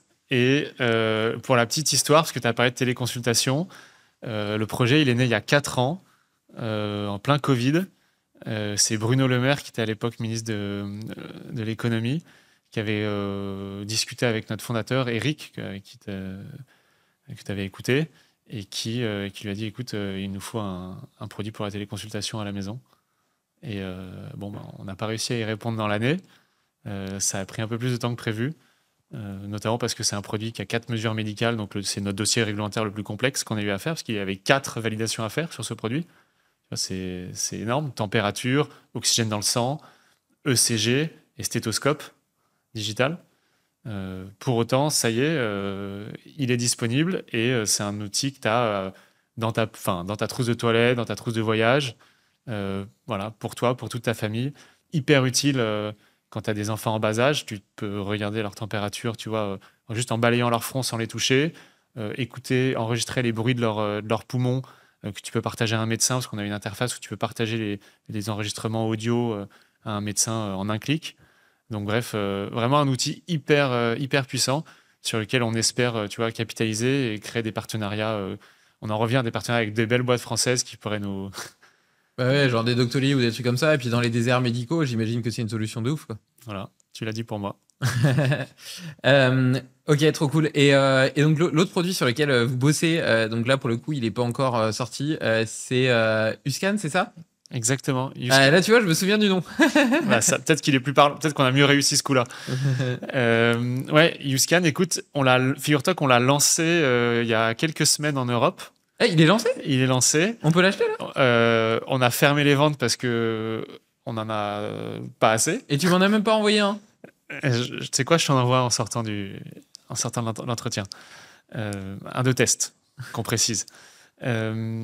Et donc, on réouvre progressivement les ventes toutes les semaines, 2 semaines, en fonction des quantités qu'on arrive à avoir en dispo versus la demande.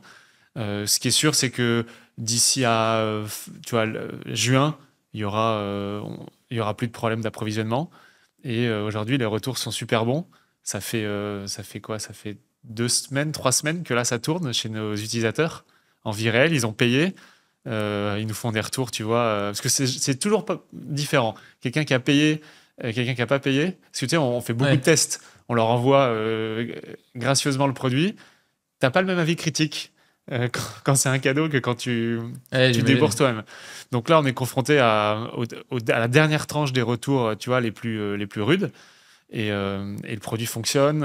C'est incroyable. C'est-à-dire que pour nos auditeurs, c'est un petit galet que vous clippez sur votre bol de toilette, donc de la même manière que vous clippez un canard WC. Ça fonctionne quand vous êtes assis, il va être face à vous. Naturellement, le fluide va ruisseler sur la coque. À l'arrière de ce petit galet, en fait, il y a tout un système d'aspiration du fluide. Incroyable. Et donc là, ce fluide, il va être conduit dans un circuit microfluidique. On va mesurer la quantité. Via une aiguille, on va délivrer la bonne quantité d'urine dans une micro-bandelette qui est hermétiquement indépendante de plein d'autres, dans un système de cartouches rotatives. Il y aura une réaction chimique, même plusieurs. Et on va analyser les réactions chimiques via une technologie embarquée qui est optique. Et ensuite, on va vous remonter le résultat dans la demi-heure qui suit dans votre application. Tout ça sans rien faire depuis vos toilettes. Et donc ça, c'est incroyable. C'est absolument hallucinant. Franchement, tu racontes le truc, c'est juste hallucinant. Quand tu imagines le fonctionnement du bazar... Là-dessus, ça fait 7 ans que le projet a commencé. C'est notre plus long produit en développement. Je te passe les problèmes qu'on a eus. On a dû on a dû reprendre des solutions de zéro. Bref, aujourd'hui, ça fonctionne. J'avais toujours du mal à y croire. Je viens de me pincer le matin pour me dire que ça y est, on l'a sorti, parce qu'en fait, ça devenait un loup de mer, le sujet, tellement c'était compliqué. Et aujourd'hui, notre premier cas d'usage, c'est sur la nutrition. Donc, on mesure 4 paramètres qu'on a sélectionnés dans ton urine. Il y en a plus de 3000. On a sélectionné 4 au début. Comme tu l'as dit, il faut pas trop de choix.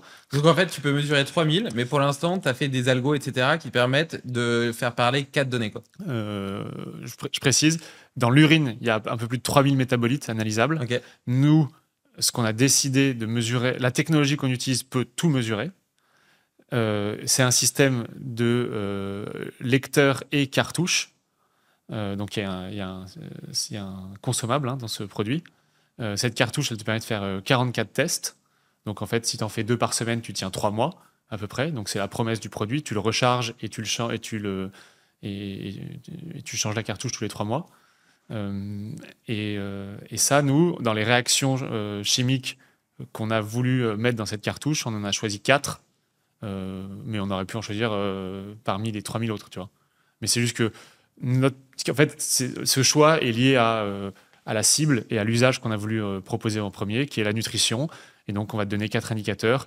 Ton acidité via le pH, ton hydratation via la gravité spécifique, ton niveau d'énergie via les cétones et les vitamines C. Voilà. Et donc, qu'est-ce que ça te permet d'objectiver par rapport à ton alimentation ? En fait, c'est là où le timing est aussi excellent. C'est comme on a, avec YouScan, l'abonnement Withings Plus est inclus. Donc, en fait, de facto, tu as cet assistant et ses conseils qui sont automatiques. Et donc, en fait, on vient mettre en perspective tes mesures en regard de ton activité, de ce qui se passe dans le reste de tes données. Donc, on vient de dire, voilà, ton alimentation est trop acide, équilibre-le de telle ou telle manière. On voit que tu as fait beaucoup de sport, donc ton niveau de cétone a augmenté, ce qui est normal, alors que, en fait, le niveau de cétone, s'il augmente, c'est qu'il y a une réaction métabolique qui peut être problématique. mais dans certains cas, comme tu vois, une session de sport ou un régime keto diet, c'est OK. Donc ça, tu le renseignes dans ton application, tu dis par exemple, je mange low carb ou je mange cétogène, ou alors tu prends en photo tes plats? Ouais, ça, oui, c'est prévu. Alors, entre ce qui est sorti et ce qui arrive dans les prochains, parce que là, il y a un embouteillage de choses qui arrivent. Mais oui, dans les mois qui viennent, tu pourras faire tout ce que tu as dit. Ok. Ok. Et donc en fonction de ça, ben, il te dit potentiellement, tiens, tu devrais équilibrer un peu différemment tes assiettes, manger un peu plus de glucides, manger un peu plus de protéines, manger un peu plus de légumes, Ouais, bah ça, on va boire un s'appuyer. peu plus d'eau. Ah ouais, bon, là, on va complètement s'appuyer pour être transparent sur notre modèle de langage qu'on aura entraîné, hein. On va lui dire, voilà avec quoi tu peux, voilà ton terrain de jeu, voilà les données qu'on a, voilà ce que l'utilisateur pourra te donner. On va le cadrer, tout un mécanisme de différents prompts en cascade et de barrières de sécurité pour pas qu'ils disent le moins de bêtises possible. Après, la complexité, c'est qu'aujourd'hui, il y a tellement d'alimentations différentes, tu vois, entre ceux qui sont véganes, végétariens, cétogènes, paléo, carnivores, etc. Tu vois, quelqu'un qui a une alimentation carnivore, Ouais. peut-être que naturellement, il aura peut-être une urine un peu plus acide. Ouais. Ah oui, non, je pense que, bah, de toute façon, c'est pour ça que personne n'a craqué le sujet pour l'instant. C'est que c'est tellement compliqué, infini, avec des multitudes de scénarios, qu'en fait, les outils du passé ne nous permettaient pas d'adresser toute cette ultra-personnalisation. Là, l'IA nous le permet. Maintenant, nous, on va pas se positionner comme un coach nutritionnel, hein. Mais par contre, notre IA va vraisemblablement pouvoir t'accompagner sur ces thématiques-là. Donc, ça va être intéressant de voir, tu vois, et pareil, d'être à nouveau dans cette démarche de compréhension de son corps, d'itération, quoi. Honnêtement, je trouve ça absolument passionnant, tout ce que vous êtes en train de faire. Enfin, vraiment, ouais, j'adore ça. Je trouve ça vraiment trop, trop cool. Bah, c'est Vachement l'équipe, hein, excitant. on a une équipe d'ingénieurs et pas que des ingénieurs d'ailleurs, brillants. Et je te dis, une petite équipe de 300, principalement à Paris, où il y a absolument de A à Z toute la chaîne métier pour concevoir, fabriquer, vendre, alimenter ces produits. Ouais, moi, là, c'est très personnel, mais moi, ce qui me fait aller au bureau tous les matins, bon, la santé, c'est un sujet hyper important, hein, et je suis ravi, mais l'équipe est fabuleuse, tu vois. Ouais, ça a l'air, quand on t'entend parler comme ça a l'air chouette de travailler là-bas. Ça a l'air assez Ouais, excitant et porteur de sens, quoi. très belle boîte, ouais, ouais. Ouais, pour à la fois le sens, effectivement, la mission, très belle mission, et les équipes, quelque chose, une énergie qui est assez incroyable. Cool, bah écoute, on arrive un peu au bout de ce podcast. Je te propose pour clôturer de faire un petit takeaway. Qu'est-ce que nos auditeurs pourraient emporter avec eux? Deux, trois key points, tu vois, des choses vraiment activables qui peuvent modifier, qui peuvent appliquer dans leur quotidien et qui pourraient modifier soit justement l'expression de leur santé, soit celle de leur potentiel. Ah ouais, tu me l'avais posé la dernière fois et j'étais pas prêt et je le suis toujours pas. Donc, je dirais, moi, tu vois, c'était ta question en intro là, c'est la charge de travail, l'équilibre. Je pense que il y a un travail de comprendre où est justement ton niveau, tu vois, d'énergie en fonction de ce que tu donnes, ce que tu prends. Et donc, le takeaway, ce serait de dire essayer, vraiment, essayer plein de choses, aller de l'avant. Et c'est par des petits changements qu'on peut plus ou moins quantifier, hein, si on a les outils. Euh, donc, moi, je serais dans cette démarche, tu vois, un peu de professeur, de savant, là, à essayer et à voir ce qui fonctionne pour chacun, parce qu'on est tous différents. Voilà. Et puis le deuxième, ça serait acheter une Body Plus et un sleep analyzer Ouais, pour essayer de prévenir bah, les maladies notiques. je pense qu'il faut l'acheter uniquement si vous êtes dans une dynamique où vous avez envie de vous intéresser à ces sujets, tu vois. Je pense que si la dynamique résonne avec le moment actuel, tu vois, bah oui, je pense que c'est des super outils. Maintenant, c'est des outils aussi qui, comme toute chose, tu vois, ça demande un peu de temps. Même si, oui, ce que je vais expliquer, c'est facile, c'est indolore, c'est beau. Il faut un peu y passer du temps pour que ce soit bénéfique, tu vois. Donc, il faut être aussi dans une dynamique où on a envie d'y passer un peu de temps et que ça nous intéresse. Et qu'on Je se sent pense que c'est le concerné. cas de la plupart de nos auditeurs. Donc Ouais, ça tombe ouais. plutôt pas mal. Mais, enfin, tu vois, rien ne se fait tout seul, rien n'est magique, quoi.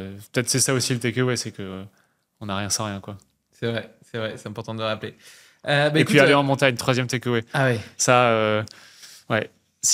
Ou en nature de façon générale, je pense que Oui. tu vois, même partir en week-end, faire un bivouac en famille ou entre amis, marcher comme ça la journée, et puis juste Ouais. camper, voir Ou- un coucher de soleil, ou- manger ensemble, c'est tellement riche. Une belle balade en vélo, un pique-nique, forêt au bord du lac, enfin, ouais. J'ai fait avec ma femme il y a quelques années le tour du lac Léman avec des Vélib qu'on avait loués à la gare de Lausanne. Et donc on avait fait 2 étapes, une à Évian, une à Genève, dans des hôtels. Et c'est probablement l'un des plus beaux souvenirs de ma vie. Ah ouais? Ouais. Et attends, mais t'as dû avoir une. Enfin, alors, désolé d'avoir le billet facture, mais la facture du Vélib pendant 3 jours, c'est. Ah non, le Vélib ça coûtait pas très cher. Ils étaient surtout hallucinés que le Vélib ait réussi à survivre pour faire le tour. Parce que Incroyable. tu vois, on avait même. Ça doit peser super lourd. On en avait plus, même... non Ouais. Et puis en plus, on avait un sac à dos avec nos trucs derrière sur le porte-bagages. Enfin, heureusement, c'est pas mal plat quand même. Mais et puis on n'avait même pas de pompe à vélo ni rien, donc on était parti un peu comme ça. Mais c'était des moments partagés, ouais, c'était magnifique. Franchement, c'était un super. C'était un coup de tête ou c'était prévu? Non, c'était prévu, mais à demi prévu quoi. Tu vois, si on avait été plus prévoyant, parce que là, on n'avait pas prévu le cas où ça se passe pas bien. Donc, tu vois, par exemple, quand il pleuvait, on n'avait pas de kawaii, donc on est arrivé de tremper, et donc on s'est arrêté dans une espèce de petite bourgade, dans un petit café suisse pour boire un chocolat chaud. C'est le dernier truc ouvert dans une espèce de mini village. Et donc là, on était gelés. Il y avait la patronne qui était en train de regarder la télé, qui nous a servi le chocolat chaud. Et on est parti se réfugier là-bas. Mais tu vois, c'est ce genre de truc justement imprévu qui rend l'expérience incroyable et magnifique. Et puis, tu vois, par exemple, notre hôtel à Genève, pour le coup, c'était un bel hôtel. Et donc, tu vois, avec la fatigue, etc., ben, là, tu profites 100 fois plus de ce luxe, entre guillemets, du sauna le soir, du petit-déj le matin, grand buffet, on a mangé à fond. Et voilà. Et puis, en fait, c'est plein d'émotions concentrées en une seule aventure. Et le fait de les partager avec quelqu'un, c'est incroyable. Et au final, c'est une aventure qui est accessible à tous parce que à cette époque-là, j'avais pas le niveau athlétique que j'ai aujourd'hui, ma femme pas plus que moi. Et pour autant, voilà, on l'a fait, ça s'est très bien passé. Et c'était une aventure en fait. Superbe. Bon, encore merci Mathieu, c'était super. Et ben, écoute, je suis content qu'on ait raté et perdu le premier épisode parce que je trouve que le deuxième était encore meilleur.